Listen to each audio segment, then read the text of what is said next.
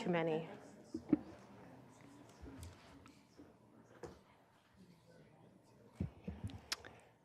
Good morning, everybody. It's Laura Capps, and I would like to call to order the July 16th, 2024 meeting of the Santa Barbara County Board of Supervisors. Our chair, Lavanino, is not here today, as well as board member Nelson. Madam Clerk, please call the roll. Supervisor Capps? Here. Supervisor Hartman? Here. Supervisor Nelson? Supervisor Williams? Here. And Chair Lavanino. And as previously indicated, Supervisor Nelson and Chair Lavanino are absent today, and Vice Chair Capps will be our acting chair today.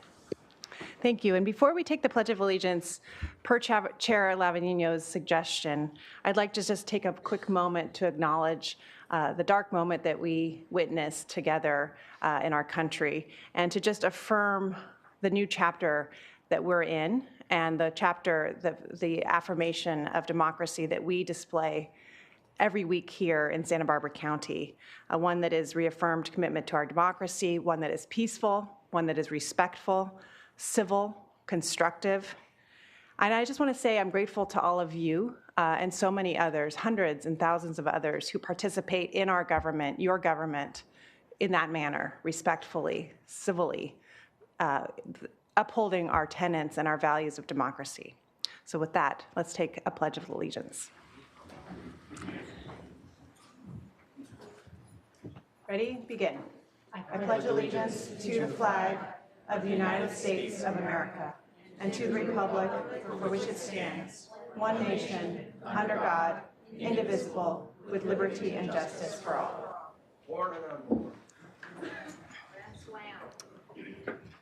Thank you. The next item of business is the approval of minutes from the July 9th meeting. Move approval. Second. All those in favor say aye. Aye. Aye. Motion carries. Okay, our CEO, could you please provide a report? Thank you. Supervisors, this morning I don't have a report. We would like to give an update on the lake fire, but that can be done as part of your administrative agenda, item A32. Excellent. And Madam Clerk, are there any announcements or changes to the agenda? I believe there are some. Vice Chair Capps and members of the board, I do have a few announcements this morning. We posted an addendum to today's agenda on Friday, July 12th, adding administrative item number 32 to the agenda. Administrative item number 32 is from the County Executive Office. It is to consider recommendations regarding the ratification of a proclamation of local emergency caused by the lake fire. This addendum has been posted online and made available to the board and the public. Additionally, we received a request from the department to withdraw departmental item number 1 from the agenda. Departmental item number 1 is from the Planning and Development Department. It is a hearing to consider recommendations regarding the Babbitt appeal of the Planning Commission approval of the Skybird residential alterations, case numbers 24 APL 8 of 21 LUP 292 and 22 BAR 187. This is in the 1st District. Please be advised the appellant formally withdrew their appeal on July 2nd, 2024.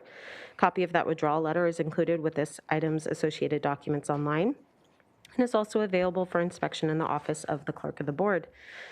I would like to note for the board that we have no request to speak on this item, so the board may take action on this withdrawal of departmental item number 1 before proceeding to the administrative agenda if they so choose, or they can wait till we get to departmental item number 1.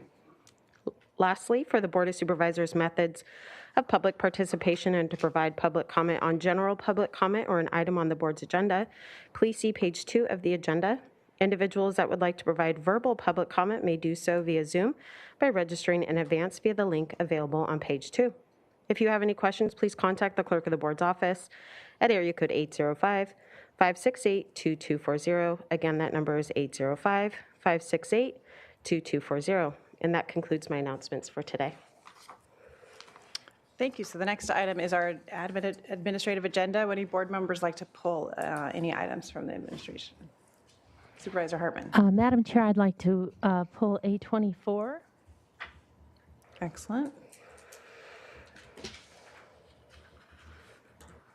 And it doesn't require a separate vote. I just wanted to say something.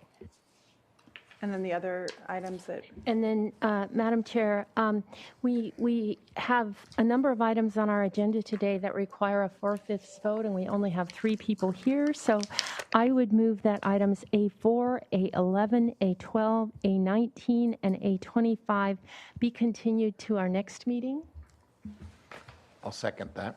Okay, all in favor of that motion?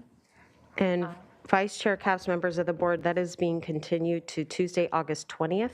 The next meeting, so whether we have a special meeting or not. Okay, so we have a motion to carry it to the next meeting? Yes. All those in favor? Aye. Aye. And then I would, go ahead. Oh, Madam Chair, I would also, as we're cleaning up our agenda, then move that we withdraw item D1. Excellent. Is that a motion? Need a second? Second. All those in favor? Aye. Aye. Aye. Okay. So then we can, Supervisors, after Supervisor Hartman's item, I'd ask that you pull item A32 to hear the update on the lake fire. okay, so we'll pull item A32 as well. So it's just to be discussed is A24 and A32, I believe. So can we vote on the balance of the entire administrative agenda? I move, Madam Chair, that we approve the balance of the agenda, which actually is everything remaining. Perfect. Second. Okay, all those in favor? Aye. Thank you. All right, so we cleaned up the administrative agenda. And the next item of business is the resolution to be presented. Administrative item number 1. Vice Chair Capps and members of the board, administrative item number 1 is sponsored by Supervisor Williams. It is to adopt a resolution proclaiming the week of August 4th, 2024 through August 10th, 2024 as National Health Center Week in Santa Barbara County. And joining us in person today, we have Dr. Mohamed Hamami, Dr. Josephine Preciado, Dana Gamble, and Cynthia Guerrera. And if you could join us at the podium, and I'll go ahead and read the resolution into the record. Whereas the National Association of Community Health Centers sponsors National Health Center Week each August in recognition of America's 1,400 community health centers, and the Santa Barbara County Public Health Department operates 5 healthcare centers, 3 shelter-based clinics, and the Health Care for the Homeless program, providing high-quality, affordable primary care in our county's underserved communities. And whereas California Government Code Section 26227, Section 26227 authorizes the Board of Supervisors to expend money from the general fund of the county to establish county programs deemed by the Board of Supervisors to be necessary to meet the social needs of the population of the county, including but not limited to the areas of health, public safety, and welfare. And Section 26227 further authorizes officers and employees to use county resources to carry out any such program established by the Board of Supervisors. And whereas this year's National Health Center Week celebrates the role of community health centers as a source of caring and support in local communities, the County of Santa Barbara Public Health Department is bringing together community partners and county agencies to provide services at back-to-school health fairs at the Franklin, Lompoc, and Santa Maria healthcare centers. And services offered foster the health and well-being of all community members, and in particular prepare youth for a bright, successful future. And whereas hosting these single-day events on county property serves the public purpose of providing ease of access to the community by having community partner agencies and county service and programs all located in one area, which fosters collaboration between agencies and partners, and outreach in the community with a focus on addressing a larger spectrum of needs for those in underserved communities. Now, therefore, be it hereby ordered and resolved that this Board of Supervisors of Santa Barbara County does hereby proclaim August 4th through 10th of 2024 as National Health Center Week, find that hosting back-to-school health fairs on county property serves a public purpose by bringing county and community services together in one accessible location to meet the social needs of the population of the county, and authorizes the County of Santa Barbara Public Health Department to host the back-to-school health fairs, passed and adopted today. Good morning.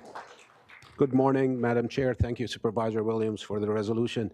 This is the second year that we are coinciding our National Health Center Weeks with the Back to School. It's going to be a very resourceful 3 days, as we mentioned, in Franklin and in Lompoc and in Santa Maria. We have immunizations, school physicals, and all that. There are flyers in the back, and we definitely are excited. I would like to thank all our county departments as well as our community partners that came together for this. And with that, I would like to introduce for her first resolution our Health Center Board Chair, Cynthia Guerrero, to say a few words.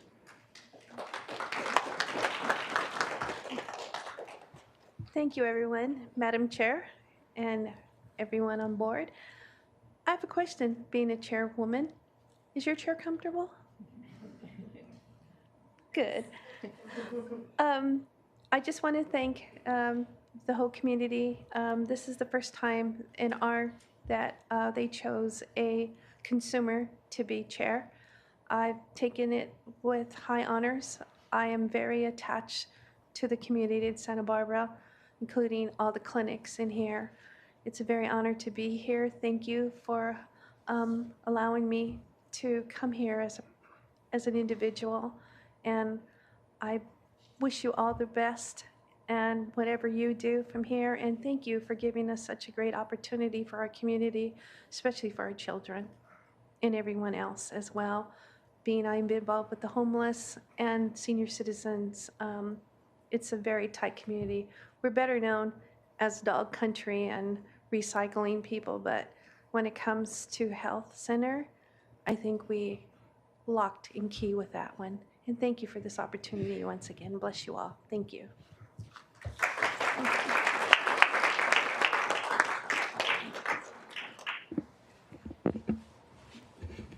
Supervisor Williams. Well, I just want to thank each and every staff member and provider that works in our clinic system. There's tens of thousands of people served, but you would never know it by how small some of our, not small in terms of impact, but small in terms of physical footprint some of our clinics are. With the exception of Santa Maria, they're all pretty modest. So just because many people don't see them in the community doesn't mean that they're not making a huge impact. And so talking about this in the community and making sure that people that know that they need health services come to the county clinic system, but also know that we should be valuing it as much as other players in our healthcare system. Thank you. And now we'll take up the administrative items in order that were pulled, just two. So item 24. Vice Chair Capps and members of the board, administrative item number 24 is from the Public Works Department, Board of Directors, and Water Agency. It is to consider recommendations regarding the San Ynez River Valley Groundwater Basin Eastern Management Area Joint Powers Agreement, and this is in the 3rd District. Supervisor Hartman. Thank you. I pulled this item just to recognize all the hard work that went into this. We have labored at the Eastern Management Area to develop an agreement that the 4 parties plus agricultural interests could support. It was long and arduous and fraught, but we finally were able to come to this agreement that has been approved by 3 of the other agencies, and now the county is the final one. And a lot of this goes to the hard work of our county's Matt Young, who is quiet but tremendously competent and was really able, with his deep knowledge, patience, persistence, to get us to this point. So I'd really like to recognize and thank him for his hard work. Thank you for that, Supervisor Hartman. So then we already voted on that, so we'll go to our remaining administrative item, which is the final one, update on the lake fire.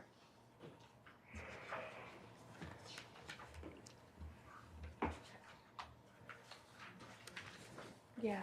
And you need me to pull that up? In a moment. And Vice Chair Capps and members of the board, this item was previously read into the record, but just to note for the public, this is administrative item number 32 from the County Executive Office. It is to consider recommendations regarding the ratification of the proclamation of local emergency caused by the lake fire. Thank you. Good morning. Good morning, Vice Chair Capps, members of the board. So as of this morning, the lake fire is 38% contained.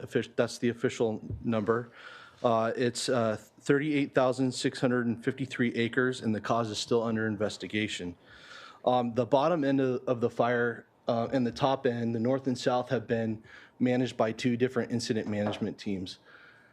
The north has been a federal team and the south has been a state incident management team. The bottom end of the fire that the state team is working on is there's a lot of black line, which indicates that the fire's pretty much out in that area.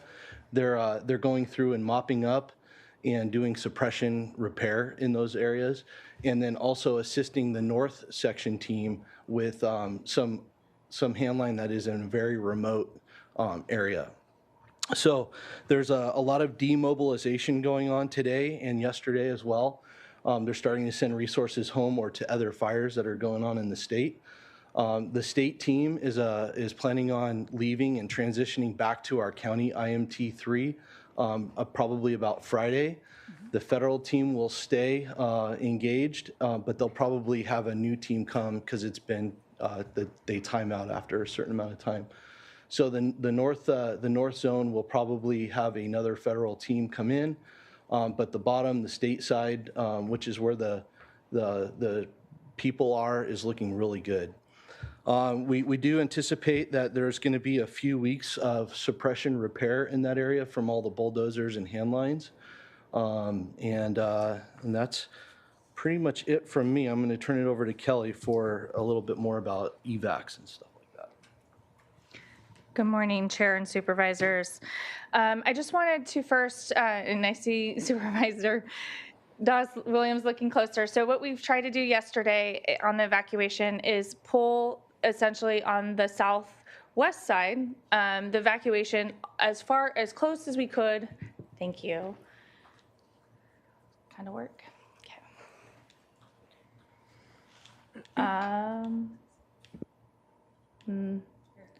Just doesn't want to move with me.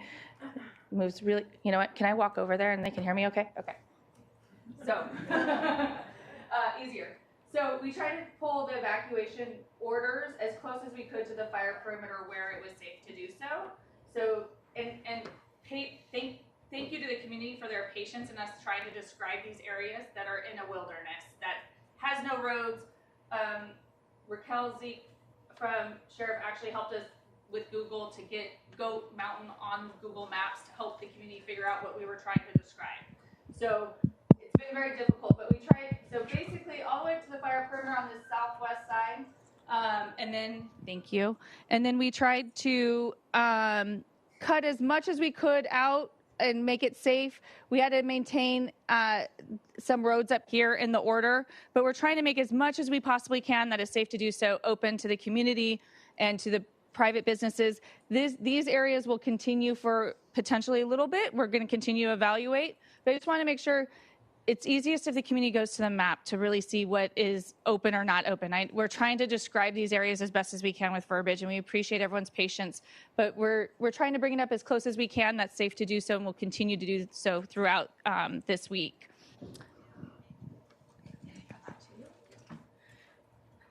Additionally, I just wanted to point out we did step down the county call center as of last night. We weren't getting as many calls. Residents can still call 211 if they have questions or concerns. And if we see a big uptick, 211 calls us back and says, hey, we're still getting a lot of calls, and we'll open ourselves back up in the call center. But we weren't getting a lot of calls, but we want to make sure the community is still getting the information they need. Additionally, we added 2 damage report forms on Ready SBC. One is actually a link to the Agricultural Commissioner's Office, where they are collecting information with the USDA and the FSA, Farm Services Agency, and that's to help us get any federal grants and loans that we can from the USDA for our agricultural partners. That would include our vintners, our growers, our cattlemen, any of those partners that might have been impacted through that agricultural form. Additionally, on Ready SBC, we have a private or business form. This is for any residents that may have had damage or any businesses. And so if they had loss of what we call economic injury, we're collecting that information. Neither of these forms are guarantees that we'll get funding available or grants or loans, but we need to collect that information to make the justification. And so if encouraging our community members to fill those out, to get that information to us so that hopefully we can advocate on their behalf to the state and federal government for those programs. Lastly, and this is a little bit of a plug for Sarah and her team on our animal services, please remember as we open up these areas to pick up your pets that might have been dropped off with our local shelters, as well as our horses and our cattle and all of the other, and emus and whatever else we evacuated. We evacuated some interesting pets this time, or brought them food. So if you evacuated them out, please remember to pick them up as soon as possible to bring them back home once we open up those areas. And that is all I have, unless there's additional questions. Thank you. Supervisor Hartman. I just had a question. When we talk about containment, can you elaborate more what that means?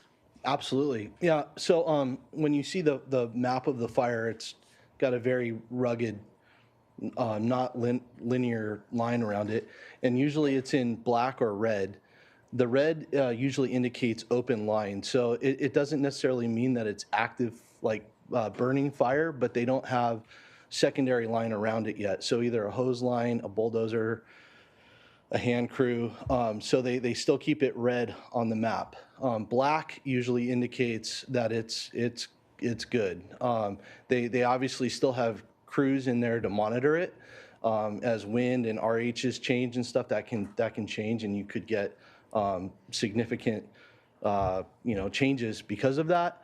But usually they don't change the line to black until they're pretty confident in that number. So although we're saying it's 38% contained, most likely it's a lot more than that. But to be safe and to be confident in the number, they don't change it to black line, which means it's cold, until there's a couple days that it's wind tested and stuff like that.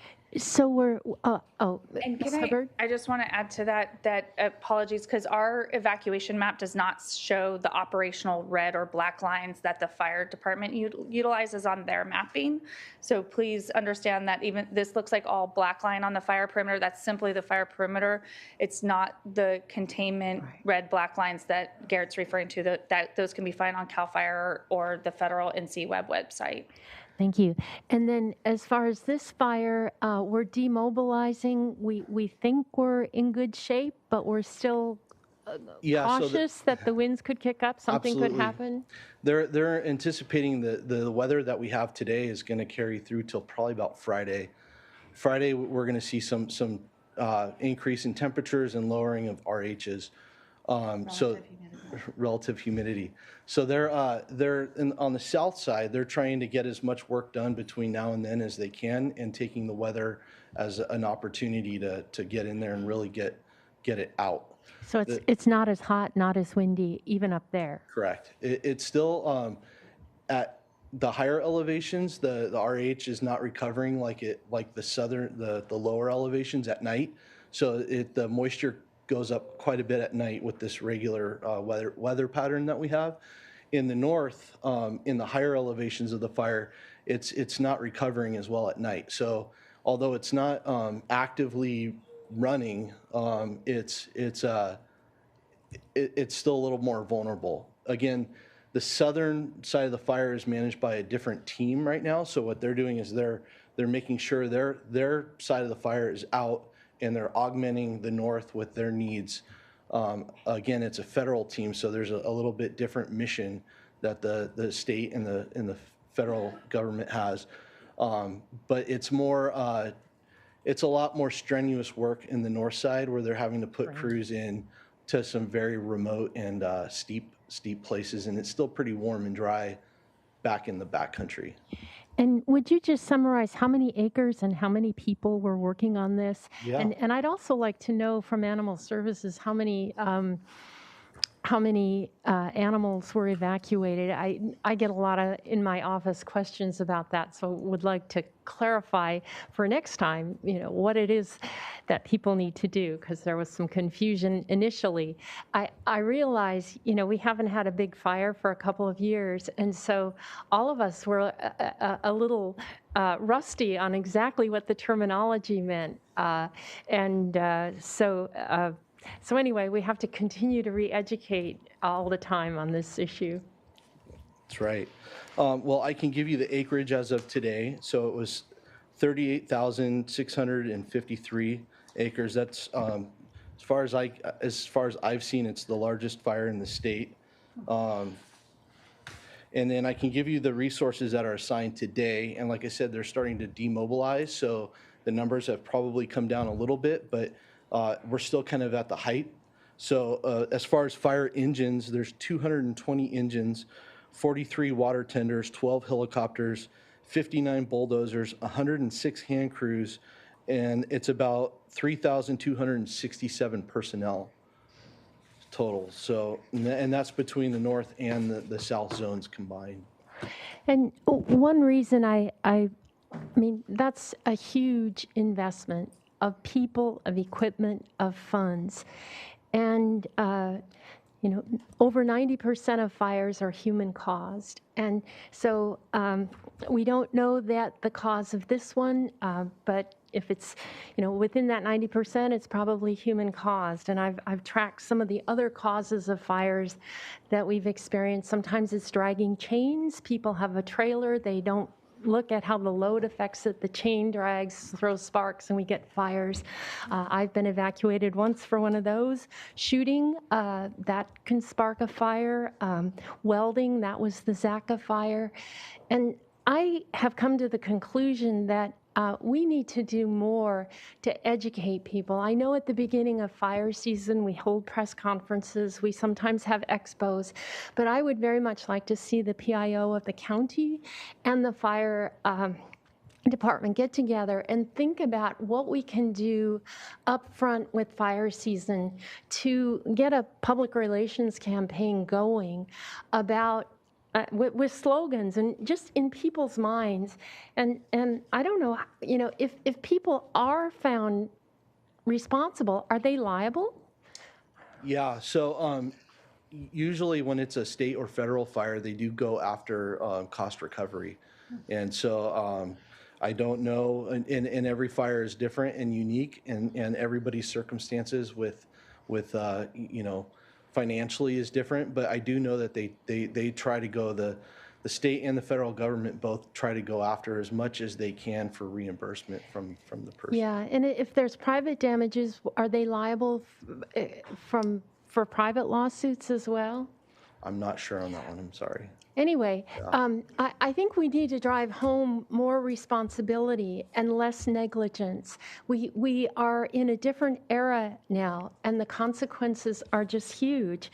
And there were firefighters injured in this, and it all comes down to human negligence. And there's no reason for this. So I want to do more to educate, and I hope you'll come back with the PEIOs working together and figuring out what more we can do so that everybody understands their personal responsibility to prevent these wildfires. Absolutely. Thank you. And Sarah? Hello, good afternoon. Is it afternoon yet? Not yet. Feels like it, but Got a ways to go. Yeah, so animal services, this was for me the first experience in North County, and the way that it operates is slightly different, so there was some learning curve. One of the most amazing things was we initially launched a mutual aid form so that people could connect with their neighbors and resources near them. There was over 120 responses to that, and the offers of assistance outweighed the request for assistance easily 3 to 1. Speaking to the community, the resilience, the teamwork, the effort and care that our community demonstrates for each other, for their work, their livelihoods, as well as for their families and pets. We were able to delay using the Elks rodeo grounds for several days. When that was open, we ended up housing just 16 horses there, and were able to facilitate connections between community members for a lot of the support that was needed.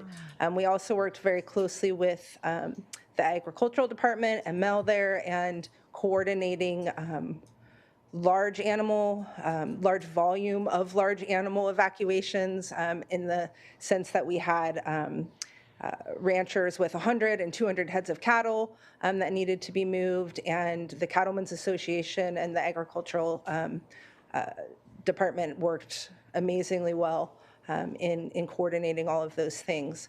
There was, I think the big story at the EOC was a couple of ostriches that everybody knew about the ostriches. They are fine. We were able to access them, make sure they were fed. One of the fire departments out of LA actually assisted in keeping them fed as well because they were stationed right there. We had 15 dogs and cats come in that were evacuated primarily into the Lompoc shelter. Many actually came in through Santa Ynez Valley Humane initially, since that was the closest to them. And so we worked making sure that they were housed and resourced as well. And I think a big point is with your small animals, you can go to some point and drop them off in the emergency. With your large animals, you wanted us to be sure to call animal services because you had this network. And so we had to go through you and not just try to drop off horses. Yeah, and one of the things that works differently is with Earl Warren. We have a partner that has the MOU with them, and so we can just open that, we can activate that partner. And with Earl Warren out of commission, well, unavailable for this event, and the Santa Maria Fairgrounds unavailable for this event, we had to use a little bit different tactic and wanted to make sure that our resources were put where they were needed the most during the different phases of the event. Well, it sounds like you really had to scramble to find all these private partners and make the links, and I think you did a terrific job. And again, wanted to emphasize your recognition of the community for stepping up, and the people who help also with the evacuations. It's really, when that happens to you, and it's really frightening. And so when people step up, it kind of calms everybody down and makes a huge difference. Thank you. Yeah, Director Hubbard.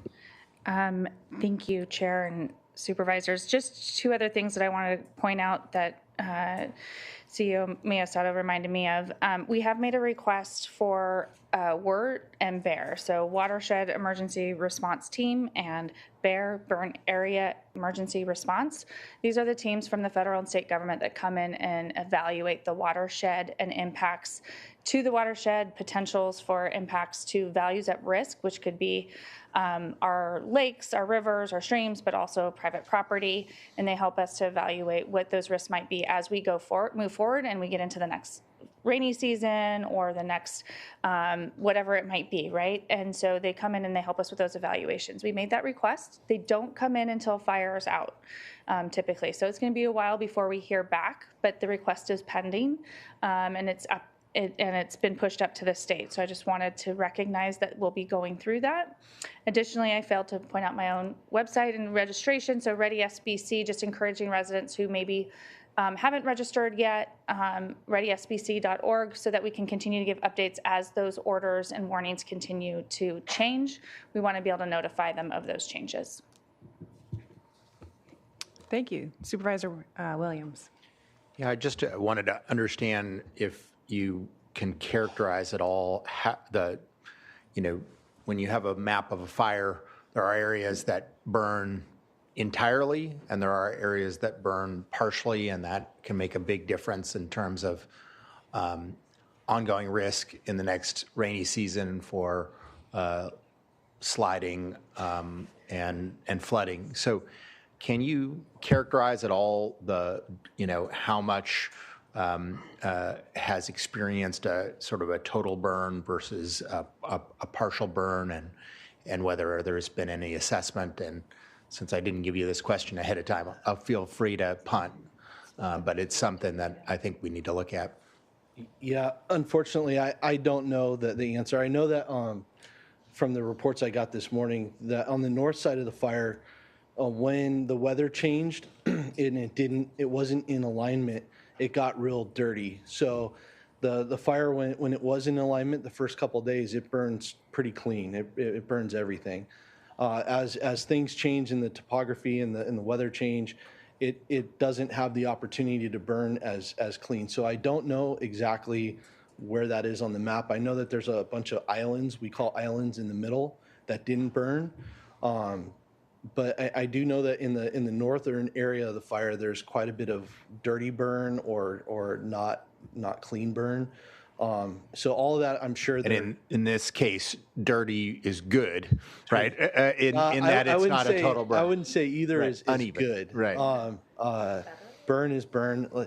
What I mean by dirty is it's not like there's a lot of stuff. It requires a lot more mop up. It requires a lot of crews to get in there and really scratch out the things that are not burned. Where when it burns clean, it's just there's not a lot of stuff to kind of go back and readdress. But it really depends on topography, fuel type. There's a lot of variables. So I don't know. I haven't seen a map that actually shows how the fire did, but I'm sure those products are out there. And the Bear and Wort report would help give us that direction on how severe the burn was in various areas. If it was more severe in certain areas, what is the associated higher risk when we start having rains? That's what those reports will help us identify. And especially since the chief is here, I just want to thank everyone that is responding to this emergency. My constituents have faced, a lot of fires and floods, so they're particularly aware of your work and really thankful, even though it's well north of their residence or somewhat southwest, if we're talking about my Cuyamans. But that doesn't stop them from being enormously thankful for all of your work and the work of your comrades that are out there on the lines now.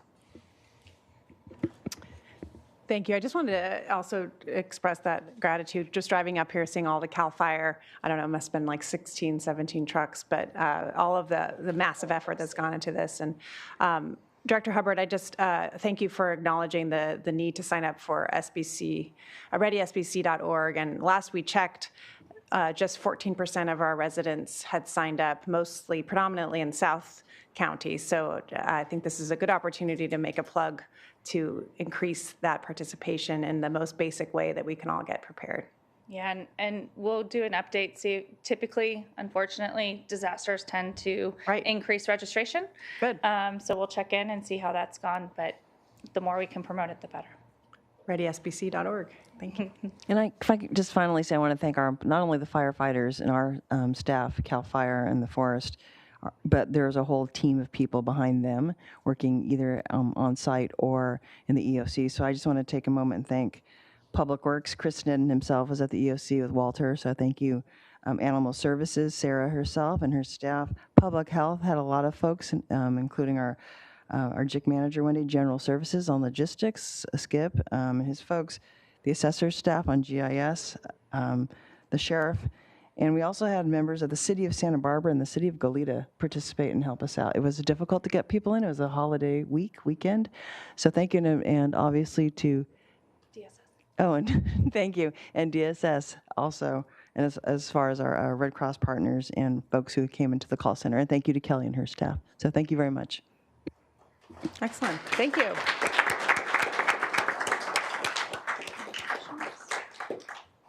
Okay, Madam Clerk, I believe. I'm just going to add one more Yes. because they had 65% of their staff there, which was the first 5.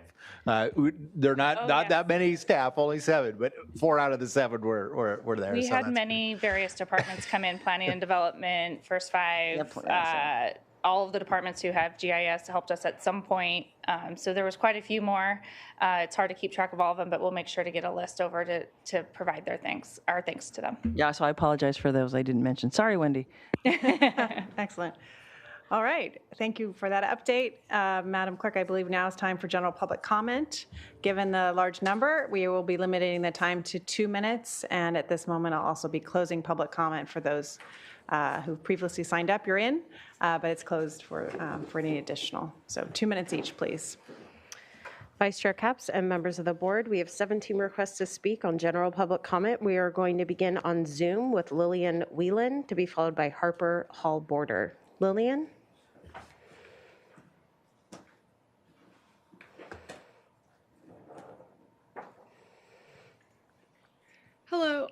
Good morning, members of the Santa Barbara County Board of Supervisors. I'm Lily Whelan, representing Gen Z's for Bees, a group of local young beekeepers from across Santa Barbara County. We would like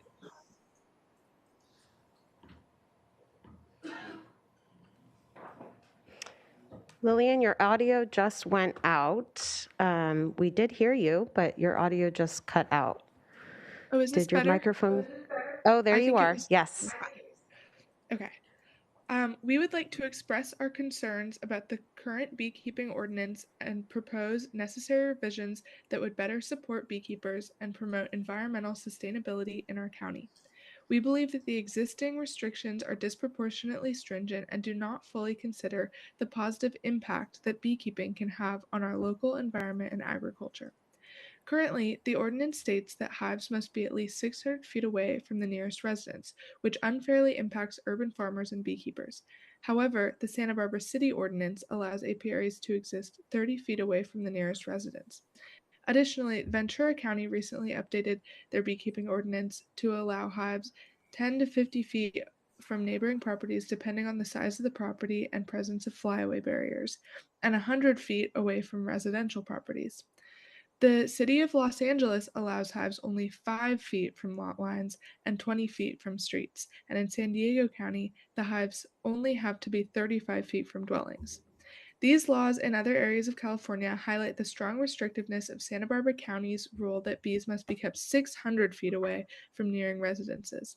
After getting input from the Santa Barbara Permaculture Network, Santa Barbara Agriculture and Farm Education Foundation, and the Santa Barbara Beekeepers Association, we feel that it makes the most sense to decrease the required distance from nearing residences and roads to be more similar to the ordinances of other California counties and cities.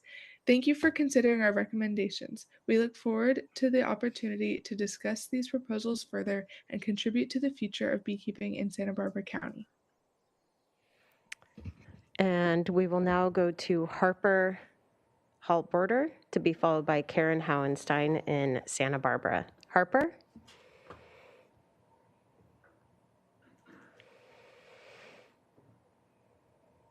Harper's on a separate Zoom.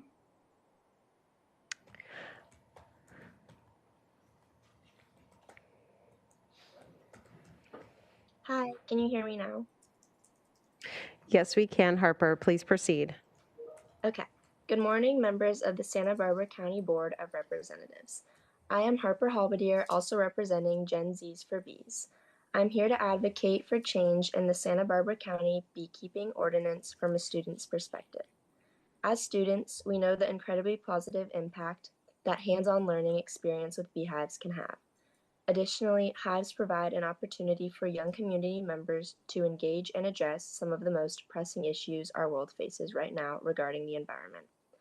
By changing the Santa Barbara County Ordinance to be the same as the Santa Barbara City Ordinance, we believe that we can better support the efforts of existing beekeepers and also inspire a new generation of environmentally conscious individuals to participate in this important practice.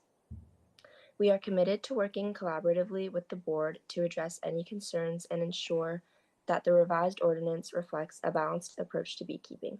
Thank you for considering.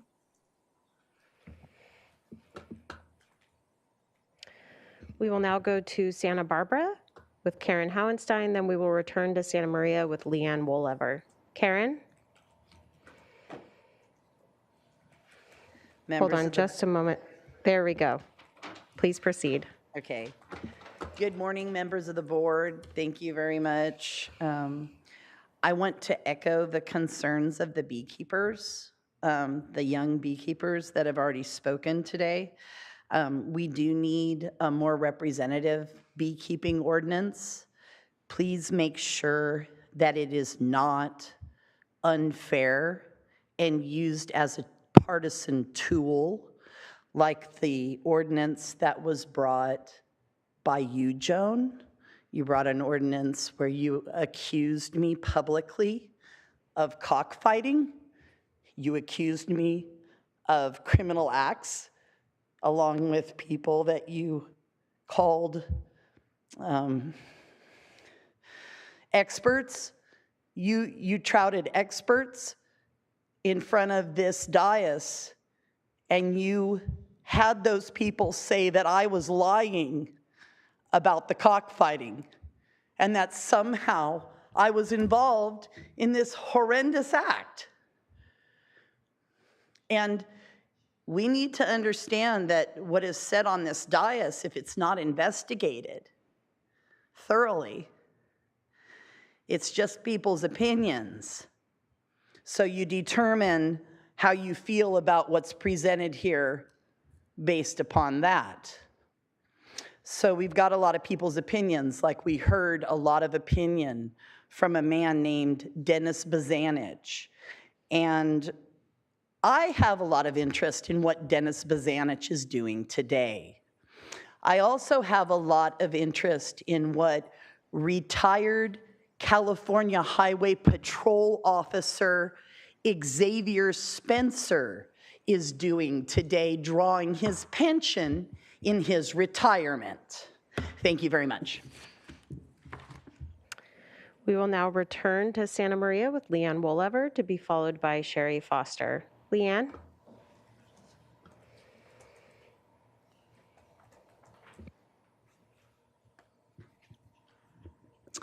Hello, board. How are you?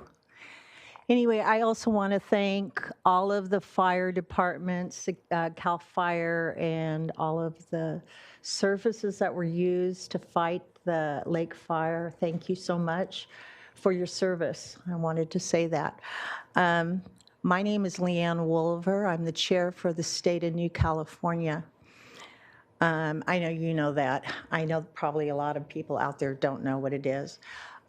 It's a movement of the people, of we the people. We are constitutionally based. Our foundation is the U.S. Constitution. So you'll probably hear more about us as we go along. But anyway, this comment, and I know the person that made these comments is not here, but I know since he was the chairman, he speaks for all of you. So this is concerning the June 25th Board of Supervisor meeting. He talked over 10 minutes about his thoughts on how we were wasting our time talking about election integrity. We had 17 speakers who spoke in the morning and 6 speakers in the afternoon about election integrity. I don't think any of them felt that they were wasting their time as the comments that were made by the chairman. We want the best for our voters in our county. Remember, you were elected by the people. You're a public servant for the people. If the people want to question your intentions about election integrity like you did with the 22 county offices about performance and financial audits with 17 of your departments, we all have that right to do this. You don't get a free card from it. Obviously, your evaluation from We the People is not stellar. Just like the county departments, you have some areas to improve in. Thank you, Leanne. That is your time. Thank you very much. We will now go to Sherry Foster, to be followed by Chuck Williams. Sherry? I have some documents because I knew my time was going to be cut. Mm-hmm.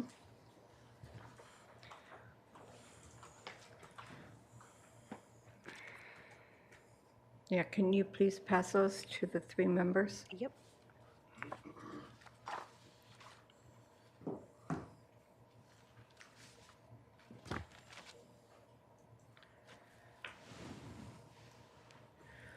Board members, I'm here as Assemblyman with New California State, Santa Barbara County.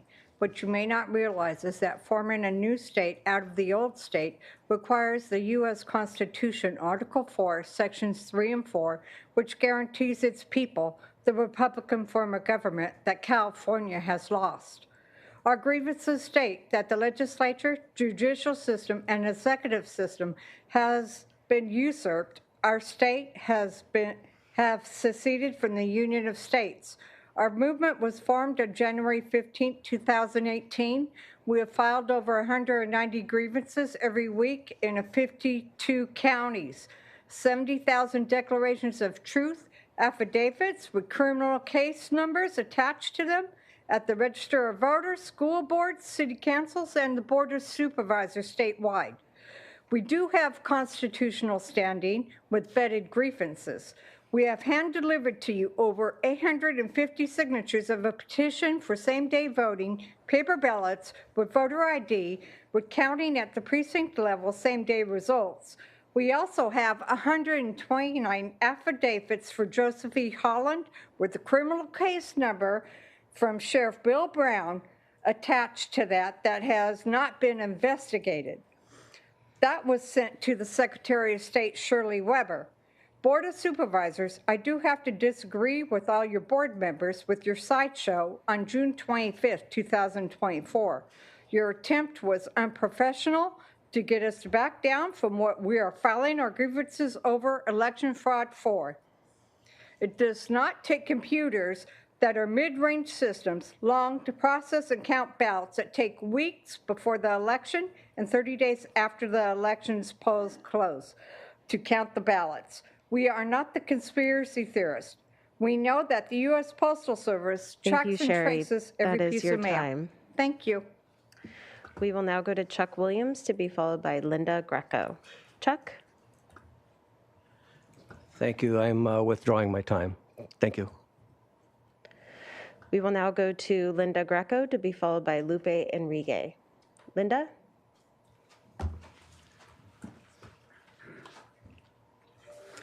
Vice Chair Capps and members of the board, my name is Linda Greco and I'm the president of the Santa Barbara County Animal Care Foundation. I'm here today to commend and highlight the remarkable achievements of our county's dedicated animal control officers, or ACOs, over the past 2 months.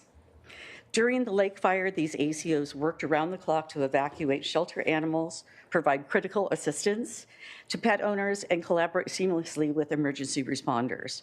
Their dedication exemplifies their role as pillars in our community, extending beyond their official duties to genuinely care for the well-being of both animals and residents.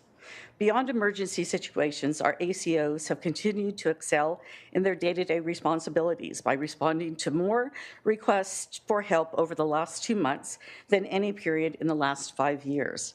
During 3 separate animal abuse convictions, which are historically difficult to attain, they have facilitated countless lost pet unifications, safely captured aggressive dogs, impounded 60 birds and 10 dogs from one property during the middle of the night, coordinated with county sheriff and fire departments, as well as city police and code enforcement, and diligently enforced animal welfare laws to ensure the safety and happiness of our furry companions. To proactively approach the community engagement and problem solving has fostered stronger bonds between residents and their pets, promoting responsible pet ownership, reducing instances of animal neglect and abandonment. I am so proud of the professionalism and dedication demonstrated by these ACOs. Their effort not only improves the quality of life for animals, but enhances public safety and strengthens our community spirit. In conclusion, I'd like to urge the Board of Supervisors to continue supporting the invaluable work of Animal Services Department and ACOs as part of your commitment to ensuring safe and compassionate community. Their role as first responders and compassionate problem solvers is crucial to maintaining the health and harmony of Santa Barbara County, and together let's recognize and celebrate the achievements, ensuring that they have resources and recognition that they deserve to continue their mission. Thank you so much. And thank you to our office. We will now go to Lupe Enrique to be followed by Leo DeCasas. Lupe?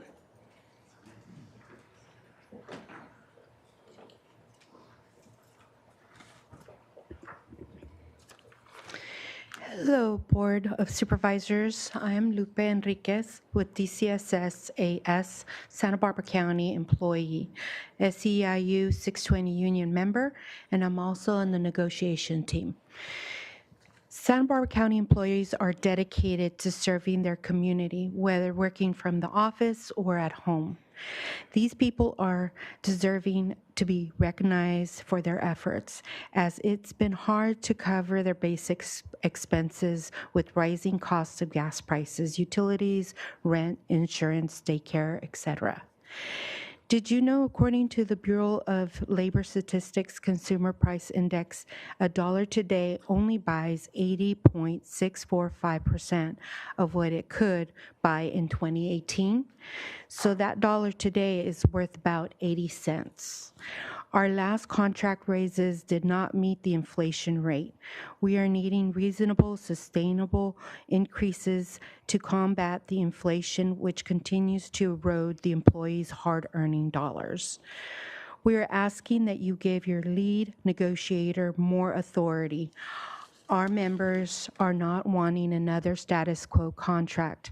We are only asking for a fair cost of living adjustment, which is grossly overdue.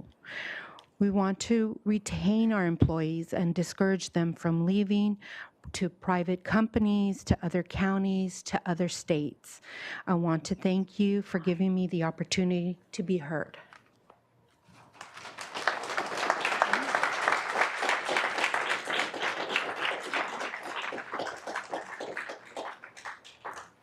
We will now go to Leo DeCasas to be followed by Lori Lee. Leo? Good morning, Board of Supervisors. It's disappointing that Chairman Lavanino and District 4 Supervisor Nelson couldn't be here today, but here we are again. We brought the crew with us, and we're here to make our voices heard. My name is Leo DeCasas, and I'm one of the field representatives for SEIU Local 620, responsible for representing Santa Barbara County employees, the employees who you see seated before you here today. Similar to last week, our members are here en masse to protest the lack of movement we are seeing in our bargaining negotiations with the county. We have said it before and we will continue to say it again. The members of SEIU Local 620 deserve fair compensation now. How much more will our members be asked to sacrifice? We have been more than reasonable with what we are asking for, considering inflation and cost of living. Our members have cultivated their careers in service to the communities all across Santa Barbara County, and they are struggling to keep up with the stagnant cost of living increases that they have received over the years. I wanted to thank the chairman for reaching out to us for clarifying the misunderstanding about the 5% increase that you guys are receiving. If the Board of Supervisors of Santa Barbara County deserve to have 5%, then the rank and file employees do too. Let's refrain from commenting, please. It slows us down. Thank you. I am glad the fact that you are voting on compensation and benefits plan for management. My members and I ask ourselves, why is the county rigorously insisting to effectively cut their maximum allowable vacation accrual cap, while management has significantly more vacation accrual caps than rank and file? We are tired of being disproportionately compensated for our labor. We need the county to find a way to raise the floor for everyone, not just the top. Our members are done sacrificing themselves and their livelihood to balance the county's budget. Thank you for your time.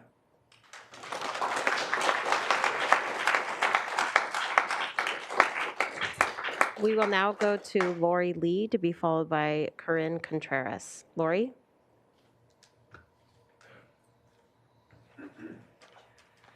Good morning, Supervisors, through the chair. My name is Lori Lee, and I'm honored to speak before you today as a dedicated public servant with 20 years of experience serving Santa Barbara County. Currently, I hold the position of Department Business Specialist in Child Welfare Services and proudly serve as an elected trustee on the Board of Retirement. Today, I bring forth a pressing concern regarding the ongoing negotiations with SEIU 620. As a trustee, I deeply grasp the intricacies of these negotiations and the critical importance of fair treatment for our county workforce. The cost of living in Santa Barbara County continues to rise unabated, posing increasing challenges for our employees to sustain their livelihoods here. This economic strain has resulted in the departure of many skilled colleagues to other agencies offering better compensation, such as neighboring counties of Ventura and San Luis Obispo, or to regions with more affordable living costs. It's crucial that we remain competitive in our compensation packages to retain and attract the skilled professionals essential for the effective functioning of our county services. We are called upon to serve as disaster service workers at a moment's notice. In every disaster, be it flooding, fires, or COVID, employees of Santa Barbara County have risen to the occasion, working tirelessly and without complaint, knowing it is our honor, duty, and responsibility to assist those in our community in their time of need. Recently, this board acknowledged the importance of competitiveness within our industry by granting raises to executives and management. It is equally vital that this principle extends to all levels of our workforce, ensuring fairness and equity across the board. The employees represented here are professionals who are the face of Santa Barbara County. They are the ones who greet and assist the public in our buildings across the county. They embody your ideals and values. They are the face of this board. My extensive tenure in child welfare services has given me a firsthand insight into the challenges our employees face. Many are forced to seek second jobs on the weekend or their days off just to make ends meet. While I understand the constraints of the budget, it is imperative that we prioritize fair compensation that reflects the dedication and hard work of our workforce. We deserve more than nominal adjustments. We deserve a wage that honors our contributions and enables us to thrive. Thank you, Lori. Thank you.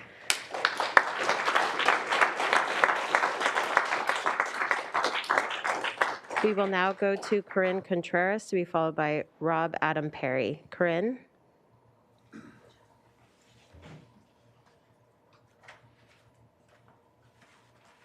Is there no Corinne here? All righty, we will go to Rob Adam Perry to be followed by Eric Johnson. Hello, Board of Supervisors. My name's Rob, and I'm currently working with SEIU, but before that, I was a long-term county employee. My first comment is I just wanted to thank all three of you, and as well as the other two, for putting your hat in the arena and going into the political process to be a Board of Supervisor. It's not an easy task. It's difficult because of the laws and the budget and serving the community. So with that, I wanted to say thank you. But as you can see today by the attendance with all of my members, as well as last week's attendance in your meeting in Santa Barbara, as well as our email and letter writing campaign, we have concern. And we're here to help you make a wise and prudent fiscal decision. And that decision is to offer fair wages and benefits to our members, because it is difficult, like you heard from the prior speakers, very difficult for us to pay our bills, which is rent and mortgage and food and gas and health insurance. And many of us had to have second jobs. And so it's just too difficult to make ends meet. And that's why there's such emotional and strong support today and last week asking you to help us meet our needs, as well as helping the county as a business to have competitive wages so you can get excellent employees and you can have long-term employees who there's not a lot of turnover. So with that, I want to say thank you for all that you do, but on the same time, we need some changes, and those changes come from better benefits. Thank you.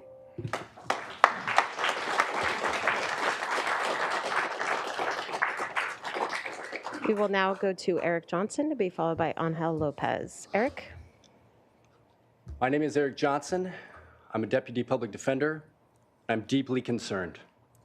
I'm deeply concerned that just last Tuesday, as our members pleaded with you all for a fair contract, that it would account for the ravages that inflation has caused working families over the last 3 years, Chair Lavanino interrupted the meeting to lecture our brave members who held a sign that read, "If you think 5% is good for you, then 5% is good for all of us."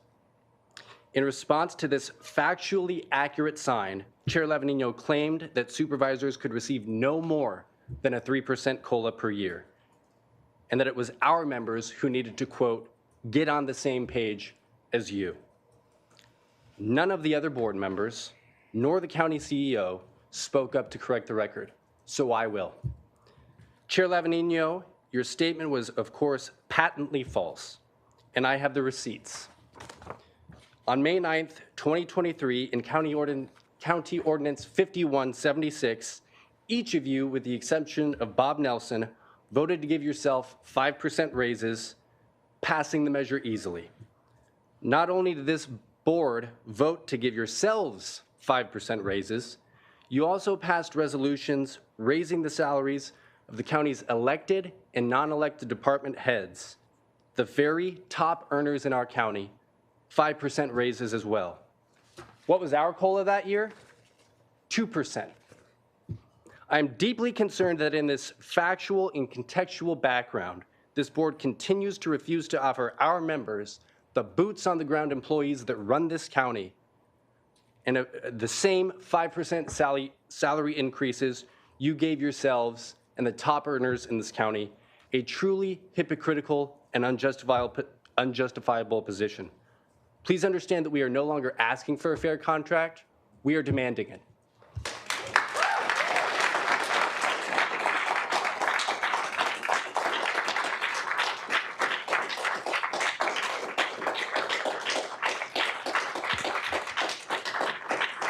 We will now go to Angel Lopez to be followed by Christy Gleason. Angel? Morning. It's nice to meet you guys. I voted for some of you personally. I'm not as prepared as some of the people here, and I'm not going to be as sharp as I want to be. I'm working up over 12 hours right now down helping the people in Santa Barbara. I work for Public Works, the department that takes care of the county roads and the easements to help prevent a lot of the fires. A lot of our members are here. But I just wanted to tell you a quick story. Our last contract wasn't very good. My wife and I both worked for the county. My wife had to, leave the county basically because COVID hit. And we had to work, which we love to do, but we were stuck with not having any childcare available to us because of COVID. Everything was shut down. So she ended up having to leave the county. Now she's working part-time, and we cannot afford childcare or insurance. It's over $1,400 a month just to get insurance for our kids. My wife has no insurance, so we're hoping to God she doesn't get sick. Otherwise, I'm gonna have to liquidate and possibly even live on the streets, and I don't want to do that. We're covering my kids with Cover California, which is $600 a month. It's doable, but I can't afford for my wife. So what I'm saying is basically we're out of contract. We're hoping to get a little bit of help here. It's not so much the money. It's we need to pay our stuff like insurance, and I can't afford $1,400 a month and still have to pay for mortgage. I'm originally from Santa Barbara, born and raised, and I've relocated to Lompoc, and I can't sustain living in Santa Barbara. So I'm in Lompoc now, and it's getting really rough out here too. So I don't want to move to Bakersfield. Nothing wrong with Bakersfield, but I like it here. So if you guys can help us out, get us in a contract quick, and I know it's a hard job for you guys, but I know you can make it happen. We got faith in you. Thank you.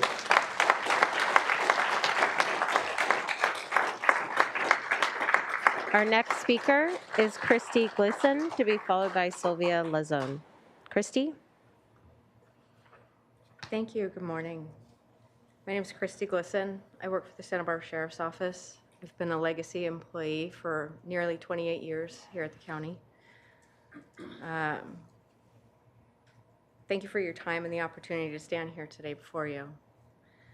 I believe you chose your job to serve the community.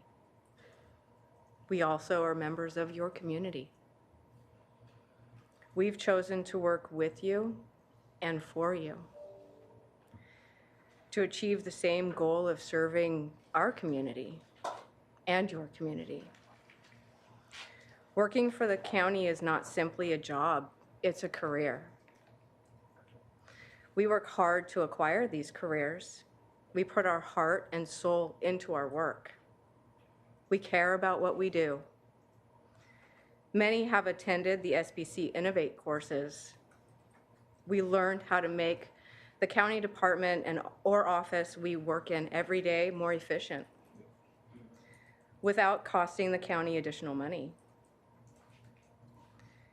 You have a lot of great people that work here. They've shown up today. They've shown up the previous weeks. Show them that you want to keep them by giving them what you know they've earned: a fair and equitable labor contract. The county's motto is one county, one future. So when you benefit, we should all benefit. After all, if you can't take care of your staff, how can you expect your staff to take care of your constituents? You've praised your staff on a number of occasions just today. Show them that you think they deserve to live in the county they work in by helping them afford it. Thank you. That is your time. Thank you.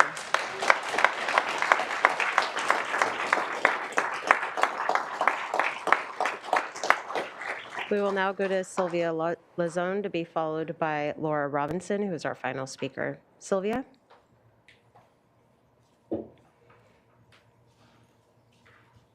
Good morning. I actually have two speeches, one for my colleague who couldn't be here. She's doing some training up north. Good morning. My name is Silvia Lazos, and I've worked for the county for 32 years. I work in victim witness, so I see some of the hardest situations in Santa Barbara County. I work with the children in molestation cases, child abuse cases, and with the adults who are victims of domestic violence. I also work with families in homicide cases and gang violence. I do love my job because I am given the opportunity to help members of this community through some of the worst situations that they have ever dealt with. I myself have struggles. I support my son, my two granddaughters. My biggest struggle is a financial one, to keep a roof over the heads of them, gas to get to work, car insurance, it keeps going, and we are stuck in an apartment that keeps getting smaller by the day. My youngest granddaughter has autism, and she needs a proper safe yard to play in and can't afford to provide one for her. The cost of everything is through the roof, especially here in Santa Barbara County. We live in such a beautiful area, which makes it much more expensive. Please listen to your workers in the county. We have fallen on hard times and need help to support ourselves and our families. Please give your team more authority at the table. Thank you. And now I'll read my speech really quickly. Good morning. My name is Areli, and I also work for the Victim Witness Program. I have been working there for 5 years now, and I love what I do. I also work with victims of domestic violence who have been strangled, stabbed by their partners, beaten in front of their kids, killed by their partners. The level of trauma that we deal with on a daily basis is unimaginable. Our role is to be there for victims during the toughest moments of their lives, and we do this with passion because we hope that we can make the difference in at least one of them. We're committed to our jobs, even working through COVID, because domestic violence didn't stop. It got even worse. Thank you, Sylvia. That is your time. Thank you.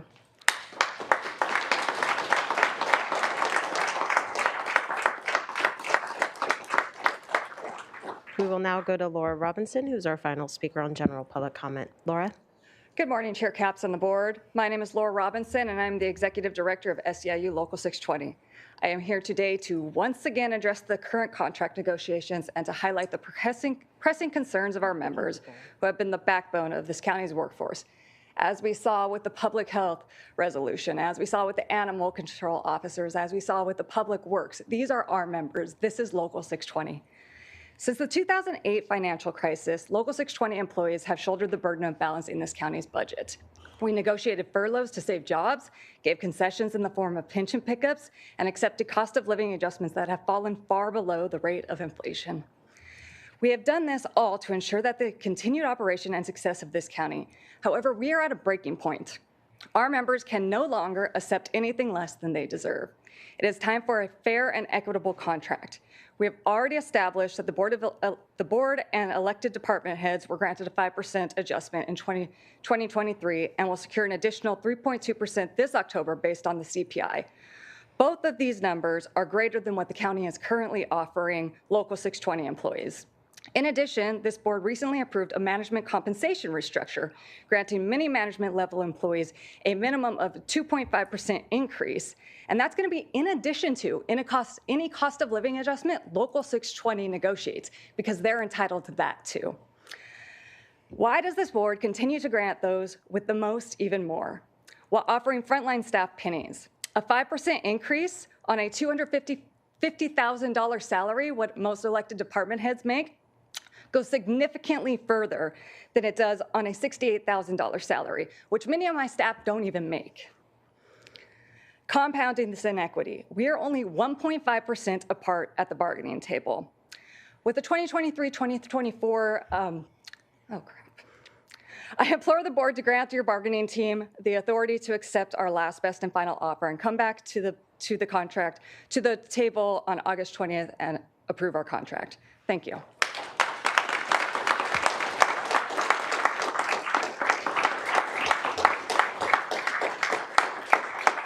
Okay.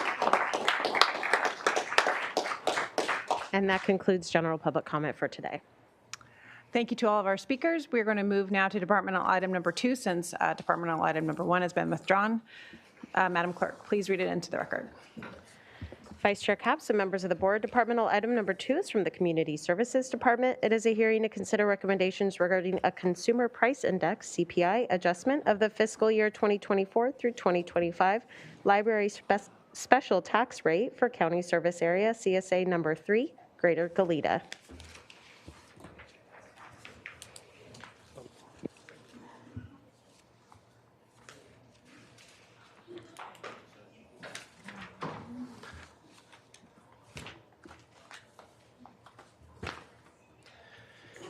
Good morning, chairs, supervisors. The item before you today is the County Service Area number 3, Goleta Library Special Tax Rate. The Community Services Department coordinates changes to the CSA Special Library Tax Rate, Measure L, a voter-approved measure in 1990, annually by the Los Angeles Urban Consumer Price Index.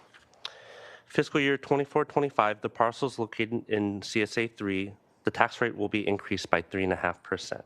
The CPI increase results in a total assessment of approximately $247,000, an 8% increase over the prior fiscal year.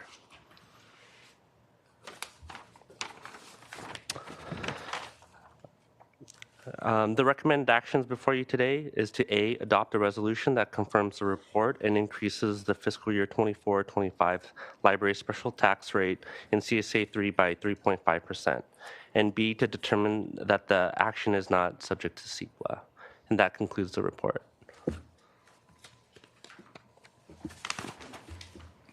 Thank you. And Madam Clerk, do we have a request to speak? Vice Chair Capps and members of the board, we have one request to speak on this item. Oh, and you know what? My apologies. She was in Santa Barbara and they have just left the hearing room. So we have no further requests to speak on this item. Okay, thanks for that quick report. Any questions or comments from my colleagues? Supervisor Hartman. Madam Chair, I would move A through C on today's board letter. I second. It will definitely help our libraries. Thank you, and I just would like to take the opportunity to note that 2nd District participates in our libraries the most, so I'm always proud of that factoid and had to take the opportunity to say it. With that, I'll call for the vote. All in favor? Aye. Aye. Motion carries. Okay, moving right along here. We will go to departmental item number 3.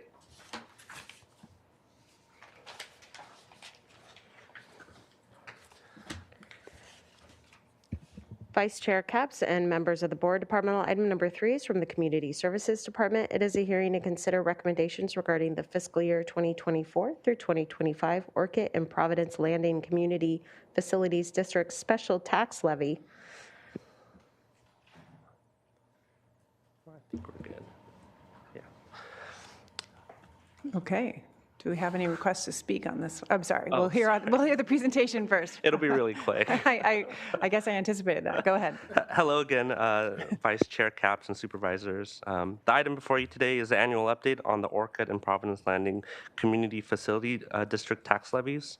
The Orchid Community Facilities District was approved by the Board of Supervisors in 2002 for the purposes of levying a special tax on residential and commercial properties in the Orchid planning area.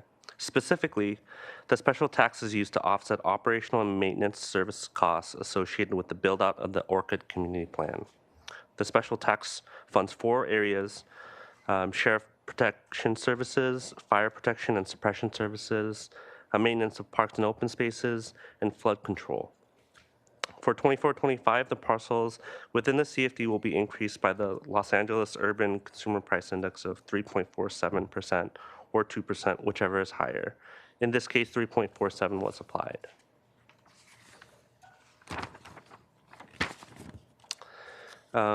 Additionally, the Providence Landing Community Facilities District was approved in 2005 to fund the maintenance of a 12-acre community park. The method of apportionment specifies a maximum special tax be levied based on the expenses providing the services to the district, which the Providence Landing CFD is the cost of maintaining and operating the park. The increase in the Los Angeles urban CPI was 3.47%. However, no increase to the special tax rate is proposed for the fiscal year 24-25, as the CFD has built an adequate fund balance. So for 24-25, the parcel levy will remain the same as it has since 2006 at $672 per parcel.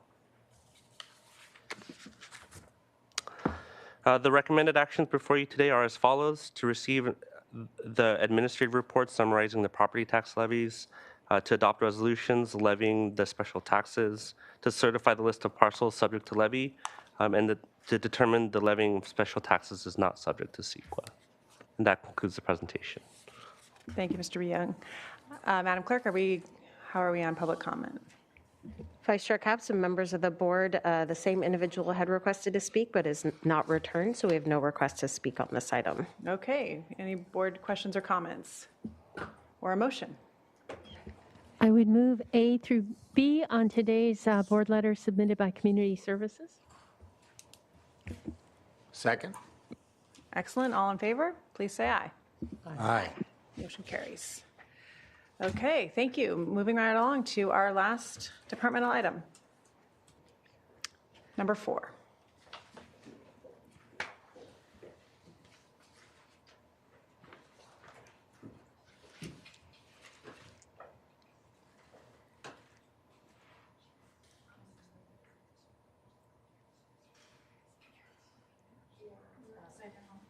We're just getting presentation set here. Vice Chair Capps and members of the board, departmental item number 4 is from the Fire Department. It is a hearing to consider recommendations regarding a report on the preparations for wildfires and public safety power shutoffs, PSPS.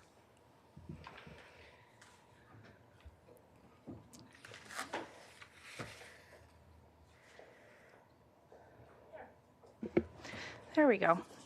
Good morning, Chair and Supervisors. Thank you for having us again on Wildfire here. Obviously, maybe a little late on our update for pre-fire season, but still appropriate conversation for today.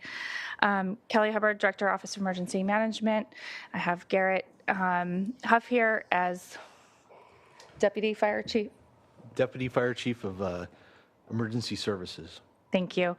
And then I also have representatives from PG&E and SCE here, Eric Daniels and Bob Steens, who can help answer questions about PSPS and other concepts that may come up as part of the conversation.